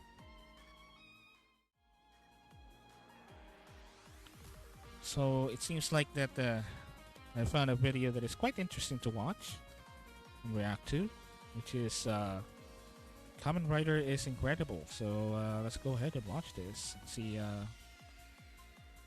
see how it goes.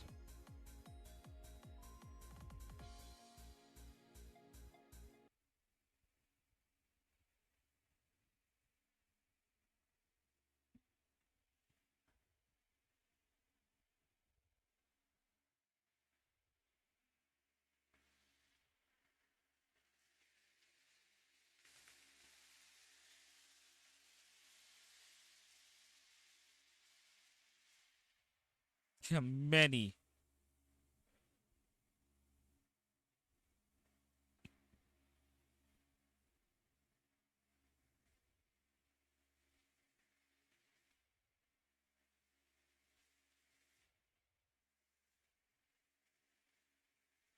Goreja.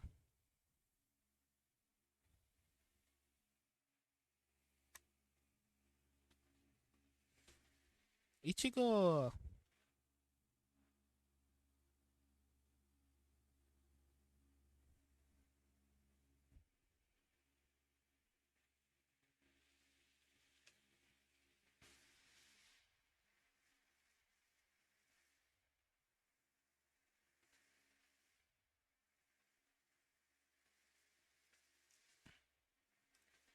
Skullman, I do have like the reimagining manga. Um, which he does still look like this.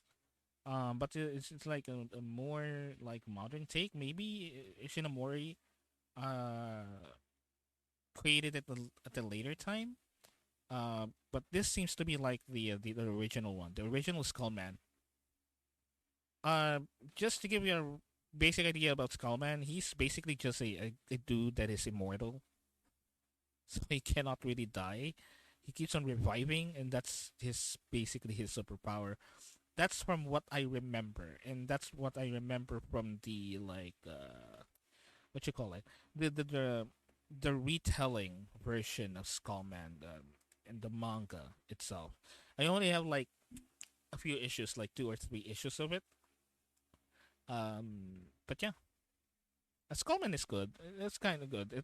The story is simple enough to digest, but it's good for what it wanted to portray.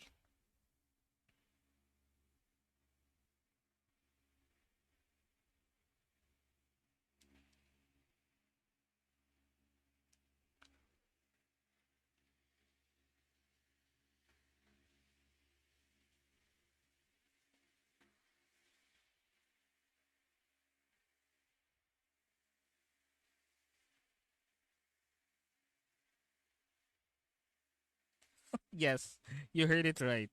Former Nazis. Yes, yes.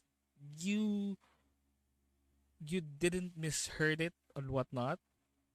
You didn't misheard it. Believe me, they are definitely patterned after Nazis. And well, excuse me, in the lore itself, in the actual lore itself, they are actual Nazis, and they did come from Nazis because way back then, even way back then, uh, I don't know. I don't really wanted to comment about Japanese history in terms of like their participation in the Second World War and their supposedly what you call it uh pseudo allegiance with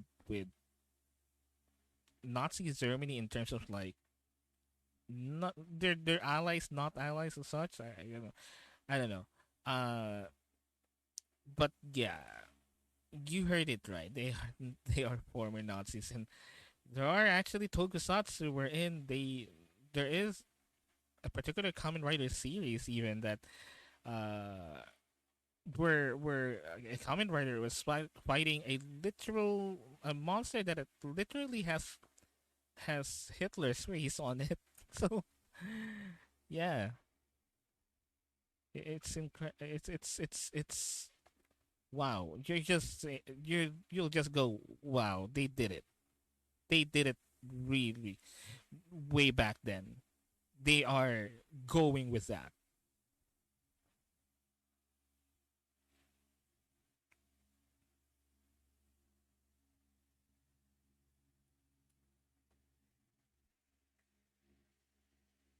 Now, this dude is still around. Yeah, this dude is still around. He's still actually reprising his role as Kamen Rider, and in very recently, his son actually took on the role of his role before, which is Takeshi Hongo. Uh, uh, this guy, this actor, his son now has actually taken the same role in a retelling or a reimagined version of the original Kamen Rider series. I believe they didn't really change that much in terms of story, except for the fact that his son is now playing his role, and basically that's it, from what I remember. But there are like recent Kamen Rider movies where he did come back as himself, Takeshi Hongo, and like an improved version of Kamen Rider Ichigo, which is him.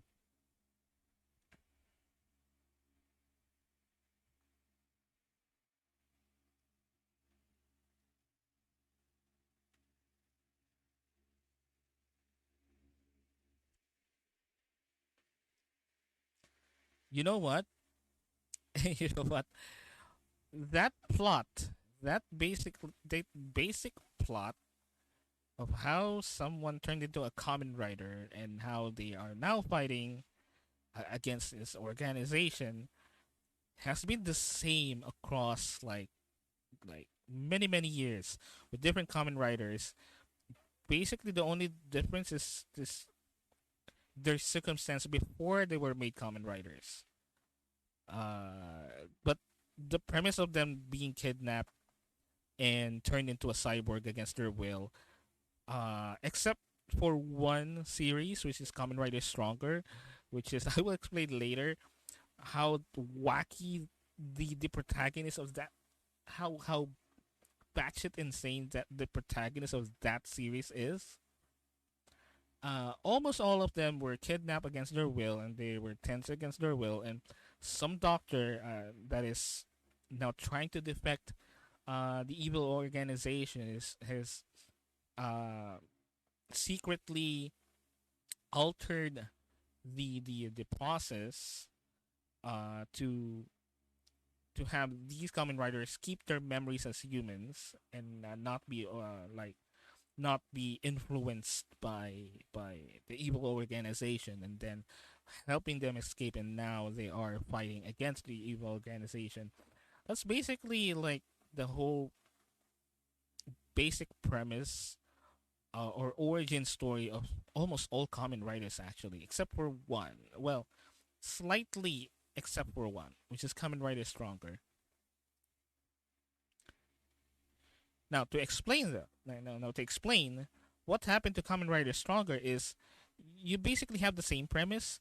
The exception is the the protagonist was so batshit insane and so confident that what he did is he deliberately had himself kidnapped, because basically the whole idea is his best friend got kidnapped and turned into a cyborg monster. That's how it goes. And he died, basically. Um, so, as a revenge, what he did is he deliberately had himself kidnapped by the organization itself and had himself changed into a common rider. And before like the re-education or the mind control begins, he escaped. So there's a slight difference between the rest of the common riders and Common Rider Stronger, because the protagonist on that show is literally a magnificent bastard. Uh, and the whole difference is, while others were kidnapped against their will, he,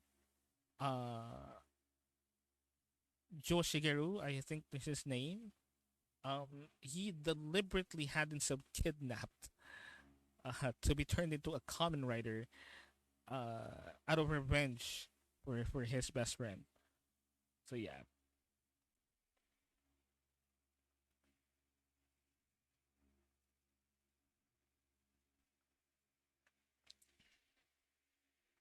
yeah, that is definitely true. Again, as I mentioned earlier, the across the Showa Kamen Rider series, at least all of them all of them just has the basically the same formula every week. Every episode has basically the same formula. They just like differ in what common rider it is for that year. Basically, but the stories themselves are not really that deep, except for Common Rider Black. I guess. Um, they're not really that deep, and they're like full of contrivances and full of tropes, full of like convenient plot retcons and changes even in the middle of the series itself because of like production issues uh and whatnot. They're not really that deep stories, because again, these are children's shows essentially, so you don't really have to expect like a deep story for this, especially way back then.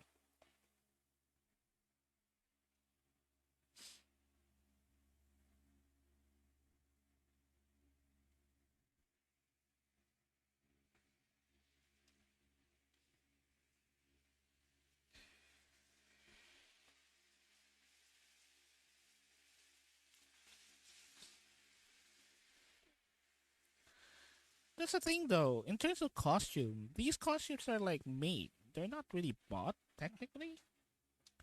But again, we're talking about 1960s here, 1960s, 1970s, and it definitely invokes of like that Star Trek episode. I forgot that alien's name. It's basically that, but of course, this is way better action because stuntmen back then are like cracked, even way back then. and it goes to show that even the costume is shitty, if the execution of the stuntmen, the suit actors are great, they can pull it off as actually convincing villains.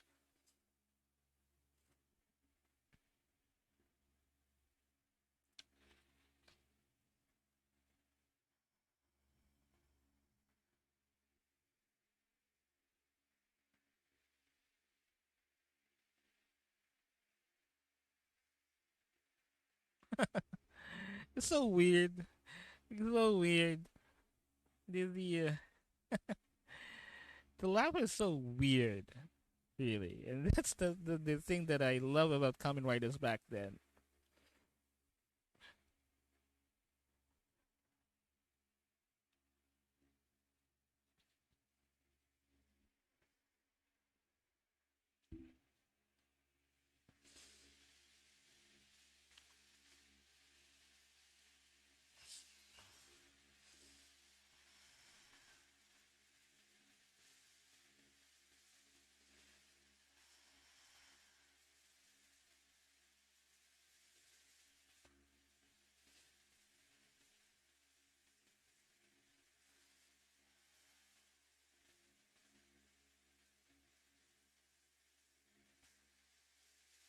Yep, that's him. Yeah, that's true. He did perform his own stunts. I think there is this one time that he had an accident, and that's where Kamen Rider 2 came in. Kamen Rider Nigo. Because the actor that is playing the first one got into an accident, a motorcycle accident, while filming this. So what they did is they introduced another person uh, as a Kamen Rider. Um, it was a different actor. But what they did is they wrote it as someone that is different from Kamen Rider Ichigo. So they called this dude Ichigo and they called the other dude Nigo. Uh, to explain away the difference between the actors, basically.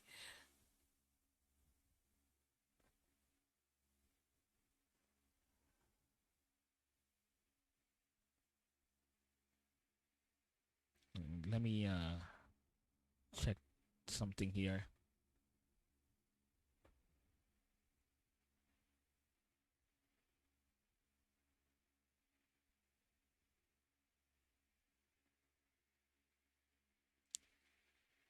Sorry, I was actually loading something on the background and just need to check if okay. All right, it didn't work.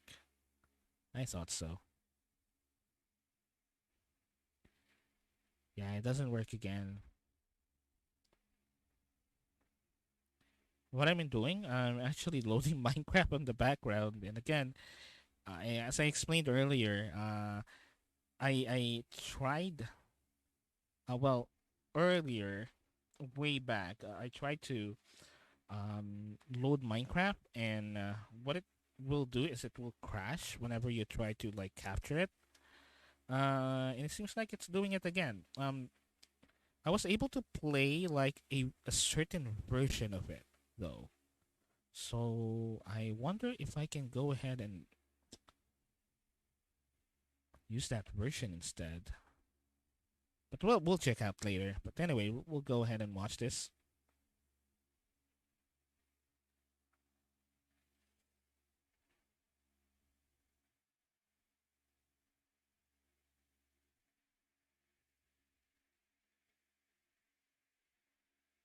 Oh my god. Oh my god. Yeah, I remembered this episode. And I was even way back then. I was like, what? Okay.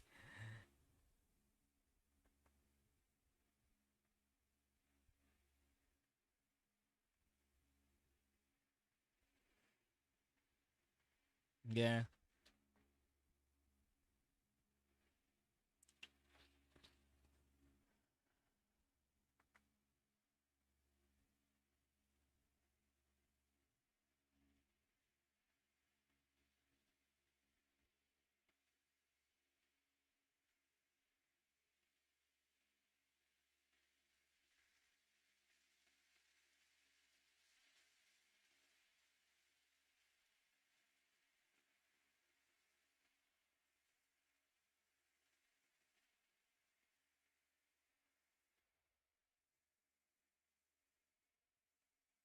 Yeah, that's the thing though. That's also what I really loved about Tokusatsu. Even way back then. Whether it's Kamen Rider or Super Sentai or Ultraman, the fact that they're very creative when it comes to how they shot their shots and what they intended to do, and what they intended to to show as an effect, it's actually quite impressive for the time. You can't help but to like admire the fact that during that time, due to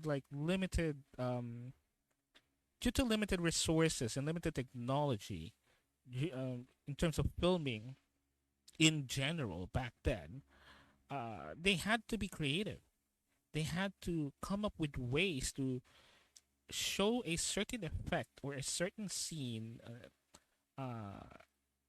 in a way that they can show it the closest way possible with the means that they have in terms of like technical limitations and technological limitations, even budgetary limitations as well, even you know special effects limitations. They had to come up with quite creative ways of doing it, and I really admire that fact. That's why even until now, I am a very huge fan of of practical effects because when you use practical effects, you're essentially milking yourself dry on your brain of ideas on how you could pull off this specific scene and what you're trying to show to the audience. So so I am still, even until now, a very huge fan of practical effects because of that. Because it literally forces production, film producers or directors, and even from uh, the stuntmen, the camera operators, the editors, to come up with ways, creative ways to circumvent limitations, technical limitations, and show a certain effect, which is sometimes impressive, actually.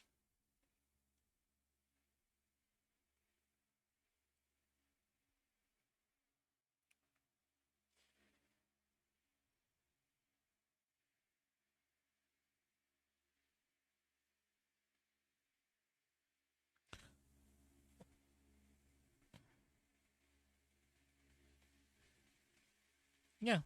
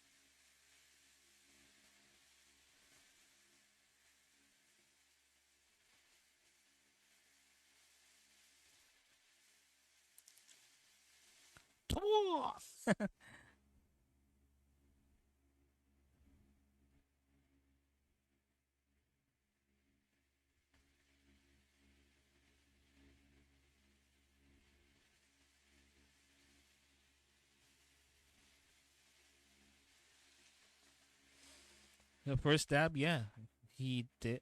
Common Rider, uh, Common Rider did the first dab in history, I guess.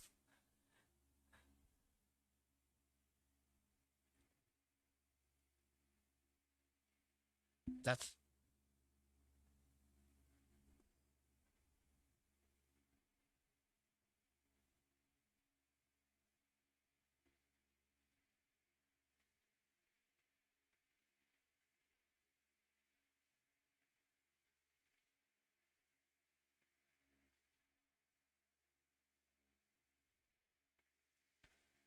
yeah. Again, and I think they're also pulling some stuff from Japanese horror movies, even way back then, which is also scary and by itself.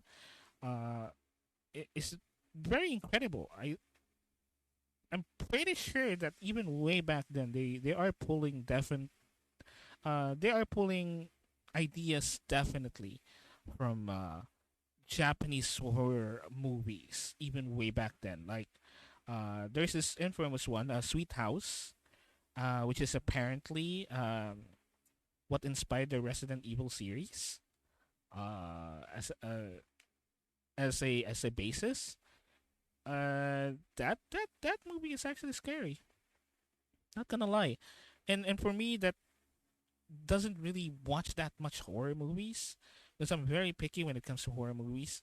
I don't really want the jump scary ones and something like that. Um, I'm more of like the atmospheric horror, atmospheric dread. The feeling of dread when it comes to horror movies. Japanese horror movies are masters of that style of horror. And I definitely do see his point that even Kamen Rider was pulling off like pulling inspiration from Japanese horror movies and such.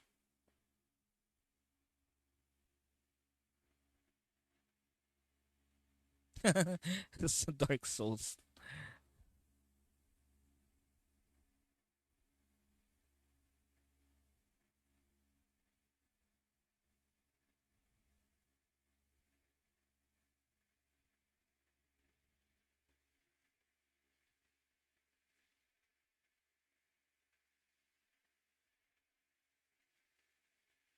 Yeah.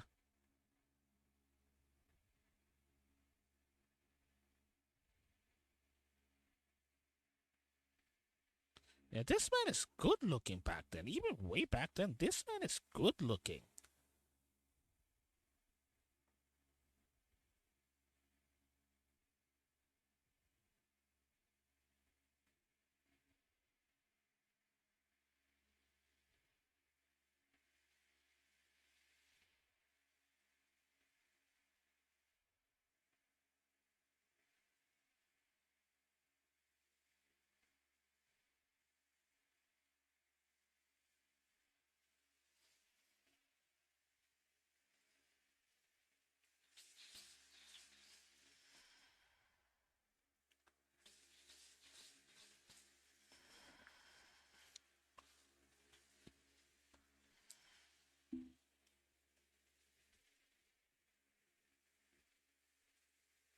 Yep.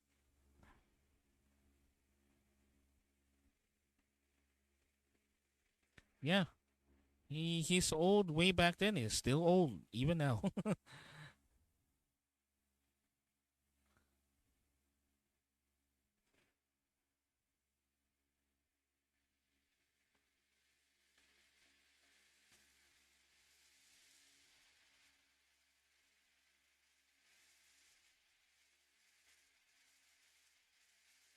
Yeah, I love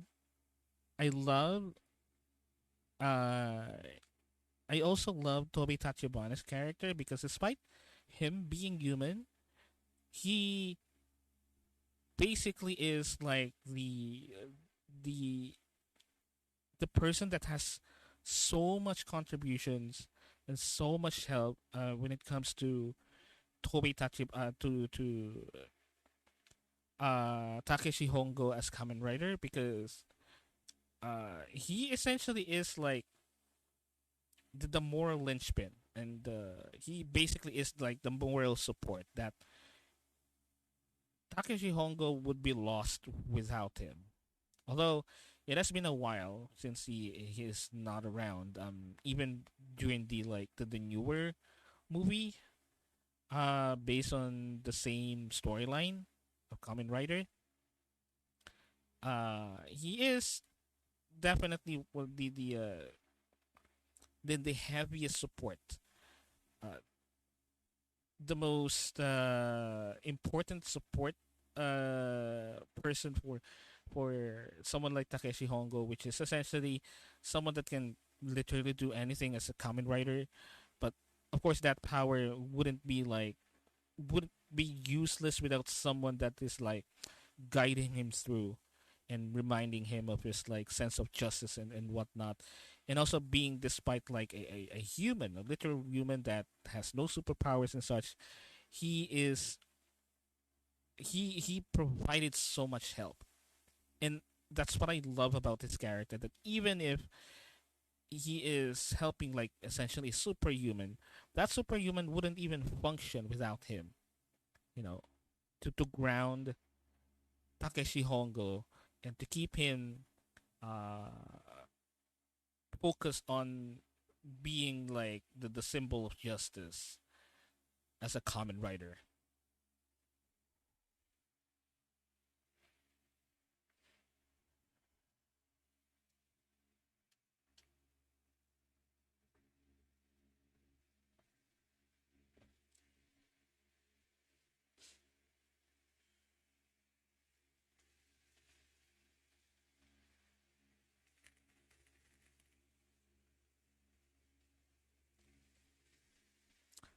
This is what I'm talking about earlier, the accident.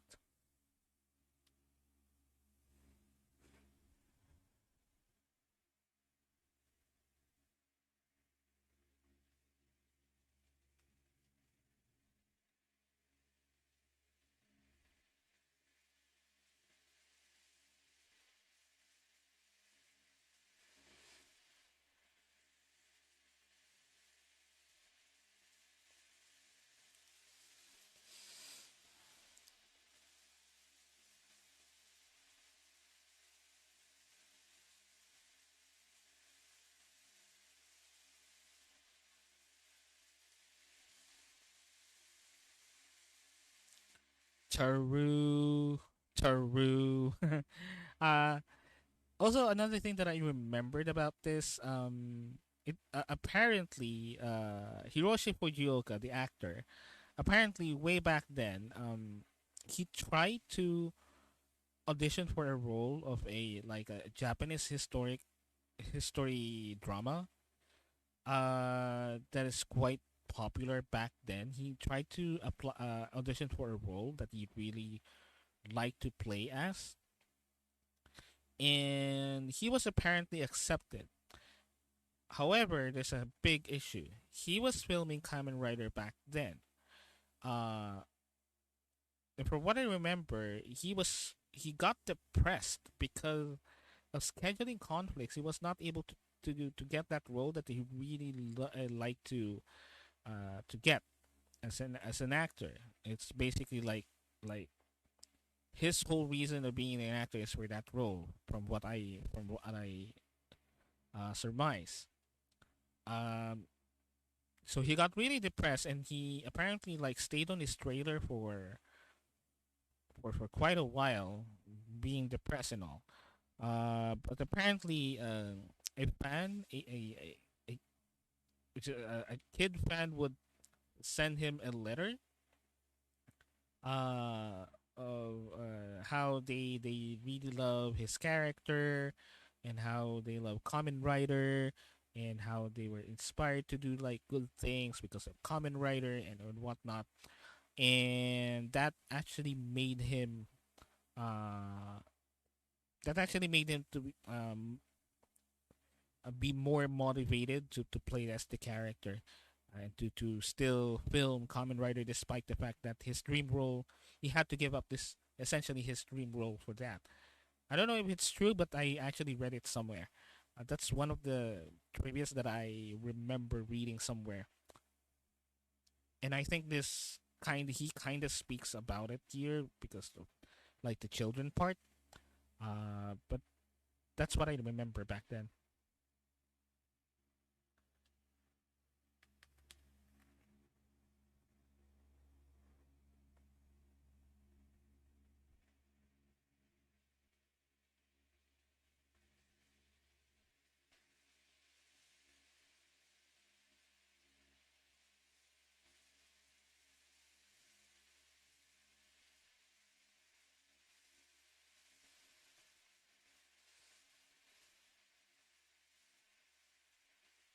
90, 98 episodes. That's actually way longer than a standard Kamen Rider series length, which is around 50 plus episodes.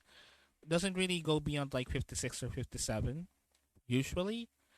Nowadays with the current common writers or the common writers that have been releasing recently. Uh, so that's long. That's 98 episodes.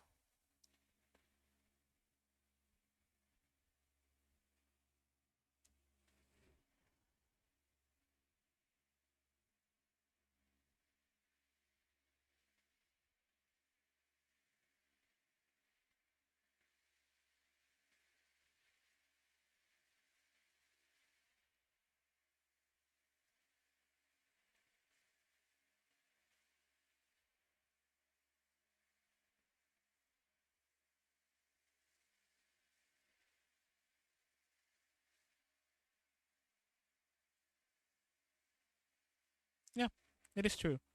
Uh, yeah. So that's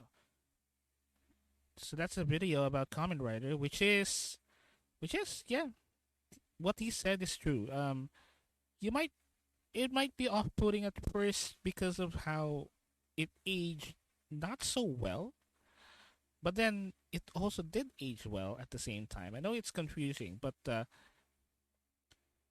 you can go ahead and give it a try. I would actually, as a tokusatsu fan myself, I would totally recommend to start with Kamen Rider. The first series that you should watch as a start. You can definitely go ahead and watch Kamen Rider as a starter, as your starter Kamen Rider series. Um, I wouldn't really recommend it that often, but I would say that it is also a very good start when it comes to Kamen Rider and your journey as a Tokusatsu fan, or basically even a Kamen Rider fan. You can go ahead and start with Kamen Rider. Although personally, in my opinion, I would recommend starting with Decade first. I would recommend starting with Decade first and then work your way backwards, because Decade is basically a Kamen Rider series that essentially introduces a lot of Kamen Riders, but uh, it doesn't really it doesn't really overwhelm you with lore and references that much that heavily, because the series itself, Kamen Rider Decade, is still focused on Decade, and that's what I like about its writing. But if you decided to start with this one, the very first one, the Kamen Rider, yeah, you can definitely go ahead and start with this one. I would also recommend this as like a starter series if you literally wanted to start with where it all began. Uh, and again, it might be off-putting because of the age. It might be off-putting because it is definitely a very, very, very, very old show. Uh, but if you can like just turn off your brain a little bit and just enjoy it for what it is, I'm pretty sure that you will enjoy this one. In terms of like how the special effects were executed, how how the actors are portrayed their characters. It doesn't really have a deep story because it doesn't need to have a deep story, because again, it is essentially a kids show. It's a children's show, so you don't really expect that much deep story unless you go like beyond the other series. Uh, but if you can just turn off your brain and just imagine yourself as like a kid watching um, a weekly morning show, weekly morning superhero show, I would highly recommend this. And then from here, you can just go along the order where a chronological release of every Kamen Rider series there after. Uh, so yeah, I would definitely recommend this as a start if you're really just starting out with Kamen Rider. If you don't really mind like the age of the series and how it was produced, and how it looks, you're just really in for like a fun time with a changing superhero. You can go ahead and watch this. Yeah. So that is Kamen Rider. Very, very interesting video. Very interesting.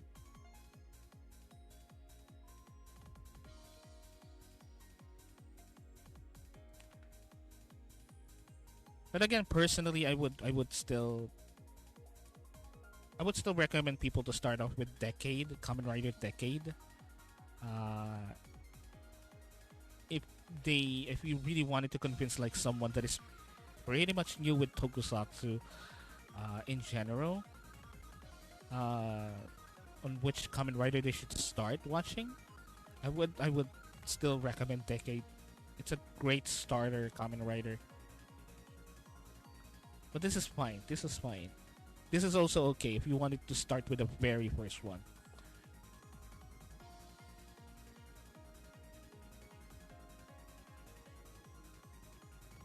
So let's see. What else should we watch?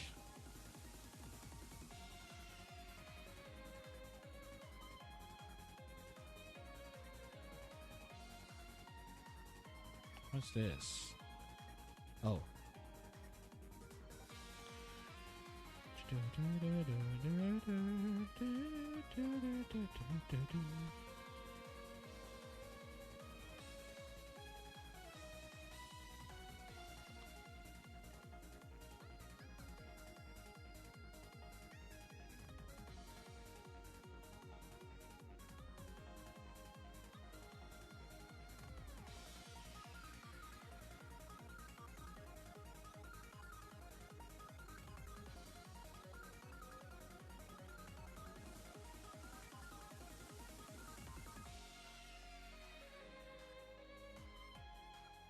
What should we watch here?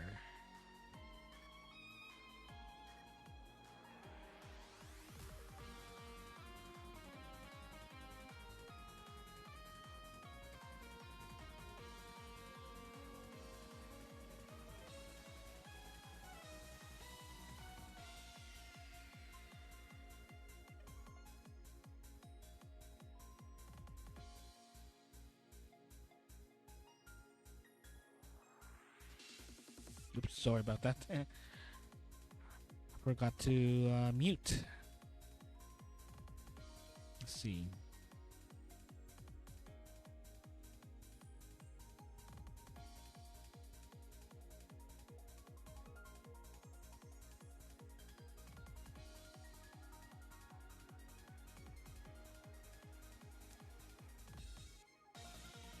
Okay, let's see if this would actually load up.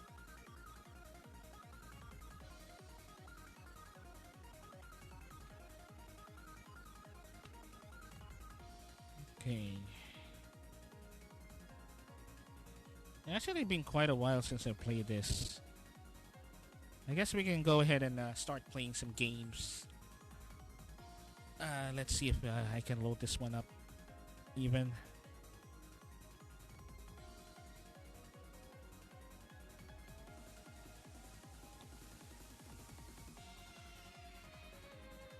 So again, for those of you who are watching, thank you so much for watching this stream. If you're just lurking, that's perfectly fine. But if you can, or if you like, you can go ahead and press the follow button right there, so you'll be notified whenever I go live.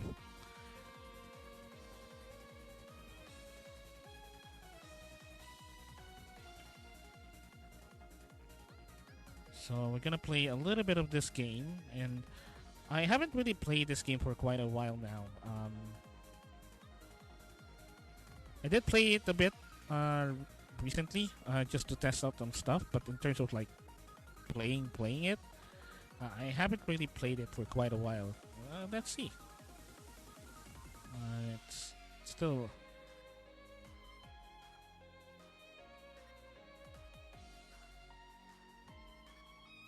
Still loading up.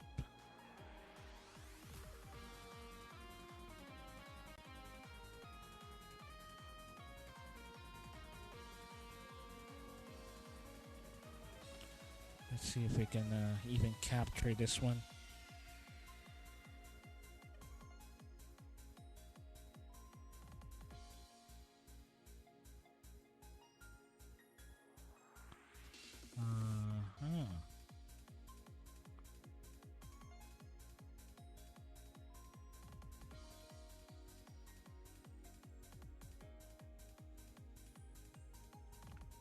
capture? I wonder if it will even capture.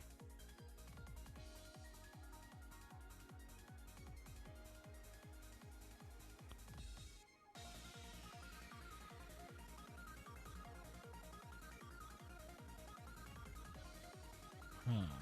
Okay.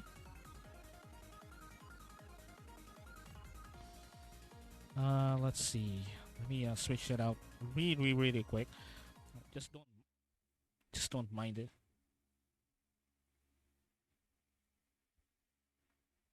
Hmm. Doesn't really capture it. Wonder though.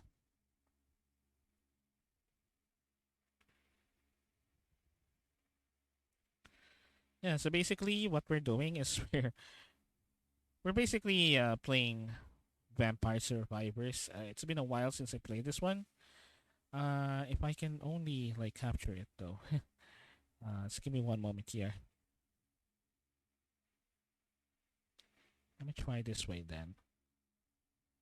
Capture. Oh, there you go. There you go. Uh, okay. So let's see here. Put it right here.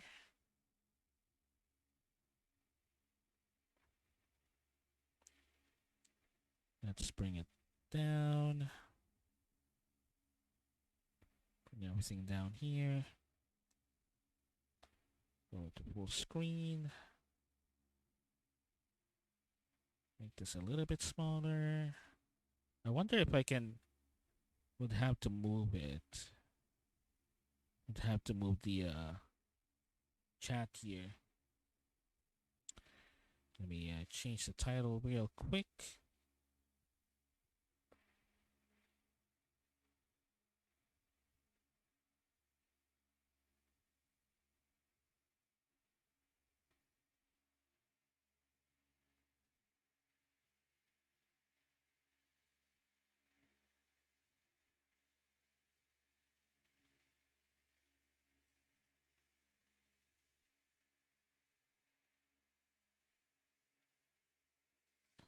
Okay, so let's see.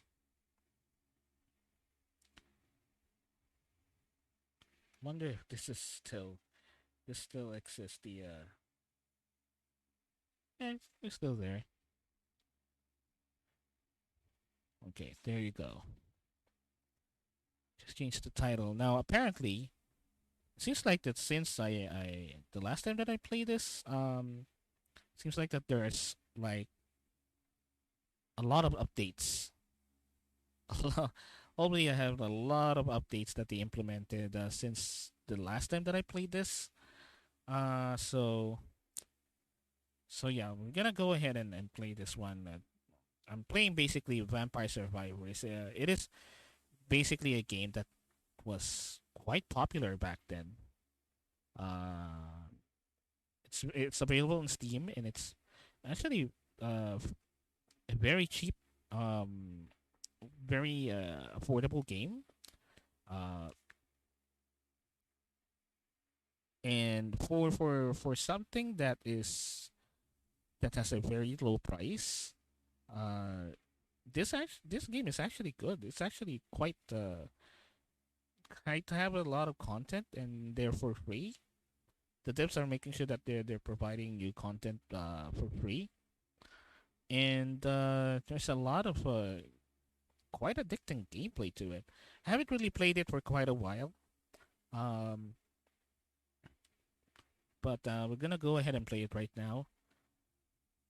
Let's see.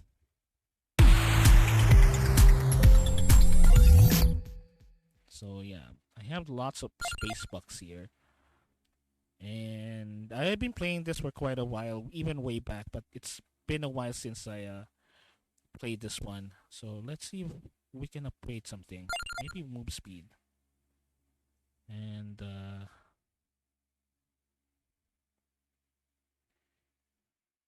gonna go ahead and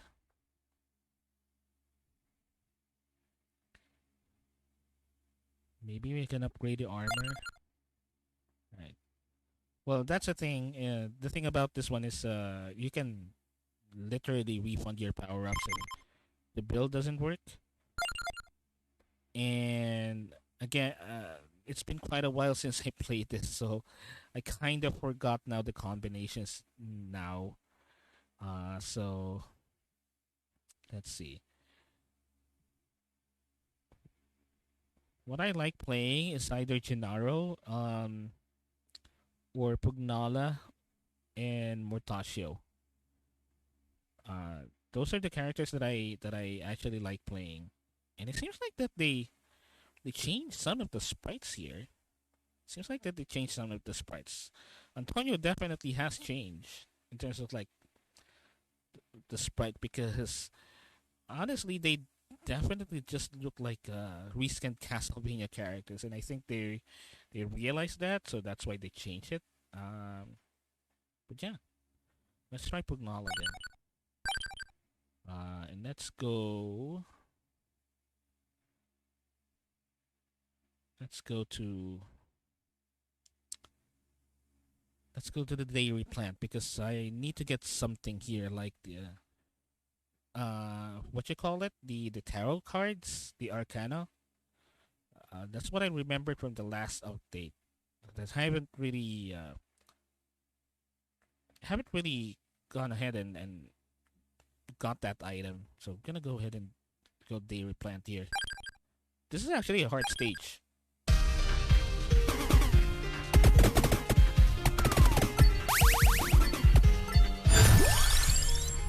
Okay, there you go. Rune Tracer. Early Rune Tracer. Good.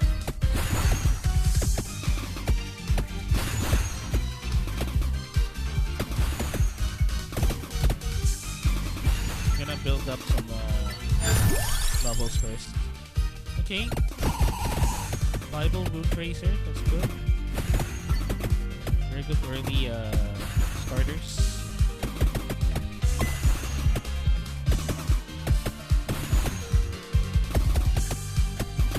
Although I wish I haven't got that attract board that early. Kinda regret it.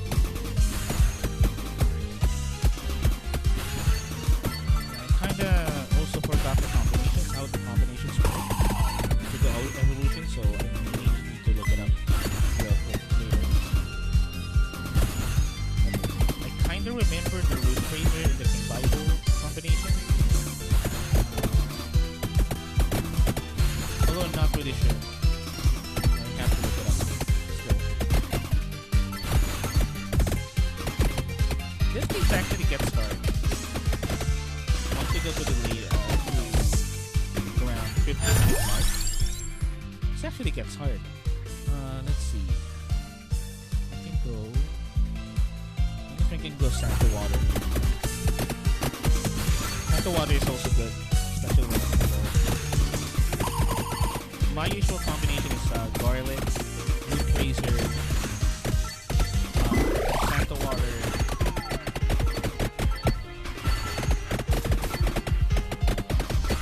And yeah.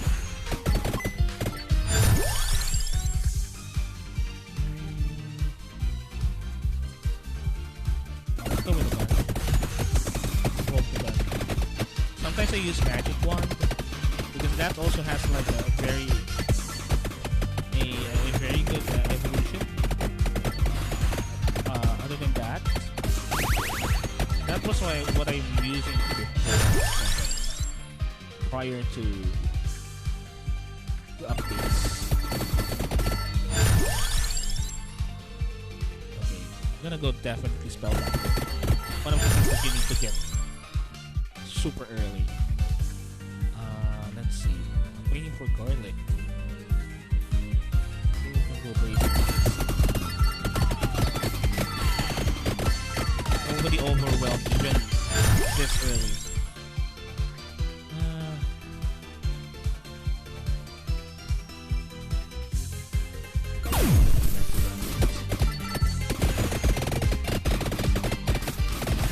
I can go ahead and skip that, but might as well use the micro sample. I am getting I'm definitely getting screwed over.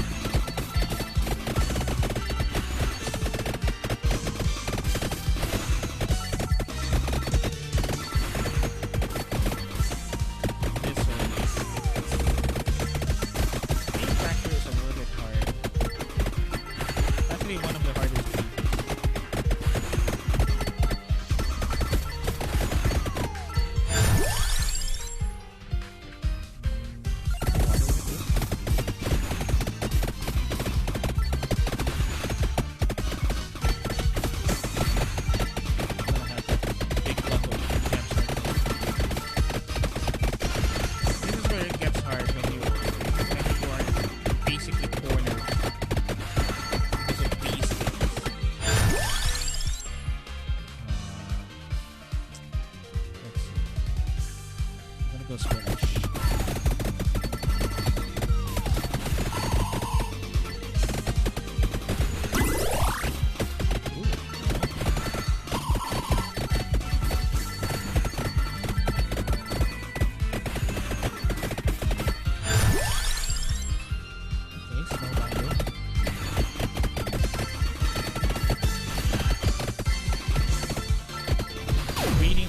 Garlic.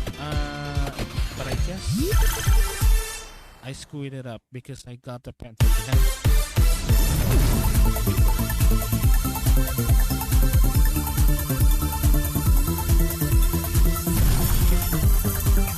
Oh, it's fine. Okay. Okay.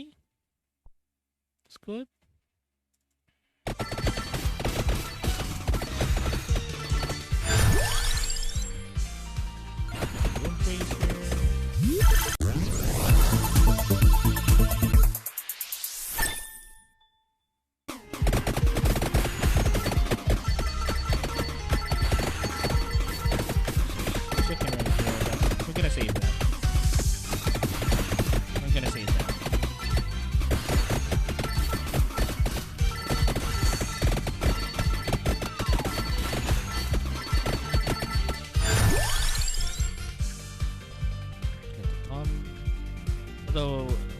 It's useless at this point because I got the pentagram. What's the pentagram actually? Check. Good point.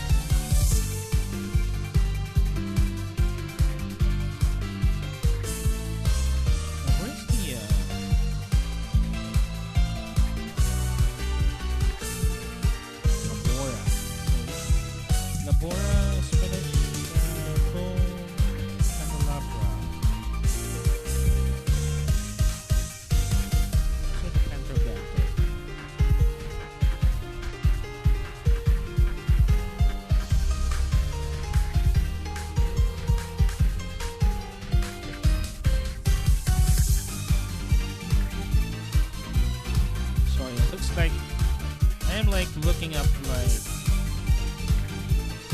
the combinations because I forgot this already. this one. Gorgeous one.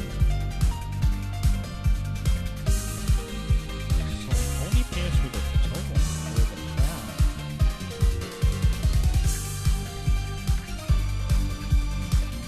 Oh, sorry, I think my game is too loud.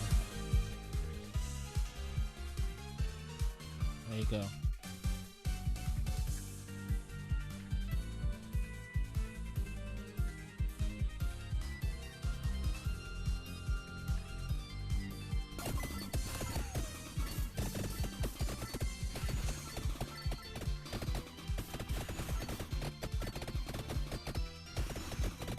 Let's try going down to that thing.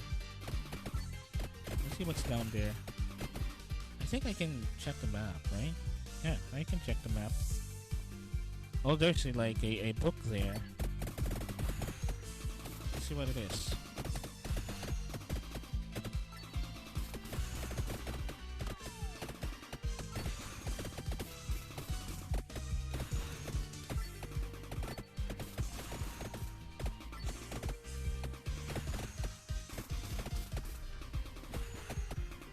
Am I close?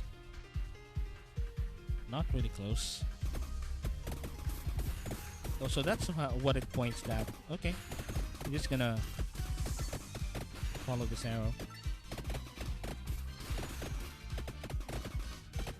What's fun about this game as well is you can literally play it with one hand.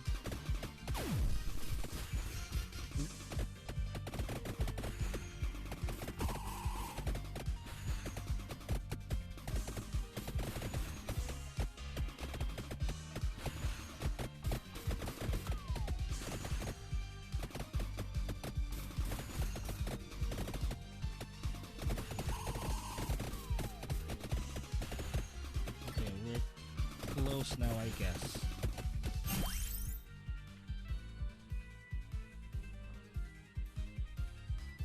Permanently allows to access the list of defeated enemies from the main menu. Oh, so it's just like a bestiary?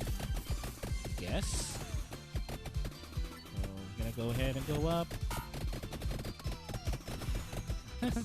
We're gonna ignore that.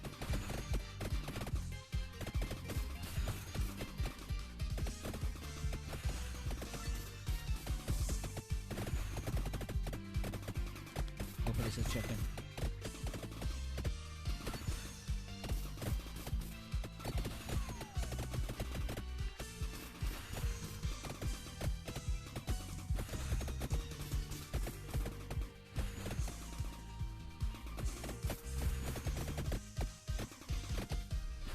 Hopefully we can get some chicken along the way. We're only literally just one hit. And these guys are tough. Whew, that was close. That was a close call. I'm pretty sure I could die there. And I will die right now. Yeah. Okay. I guess that works. Oh, we have like a oh, bestiary. Yeah, it's definitely a bestiary.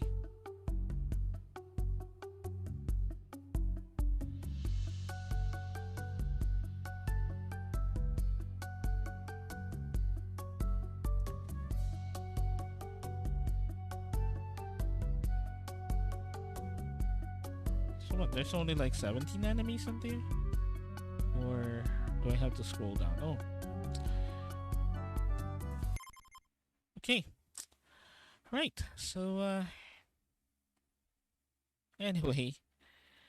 So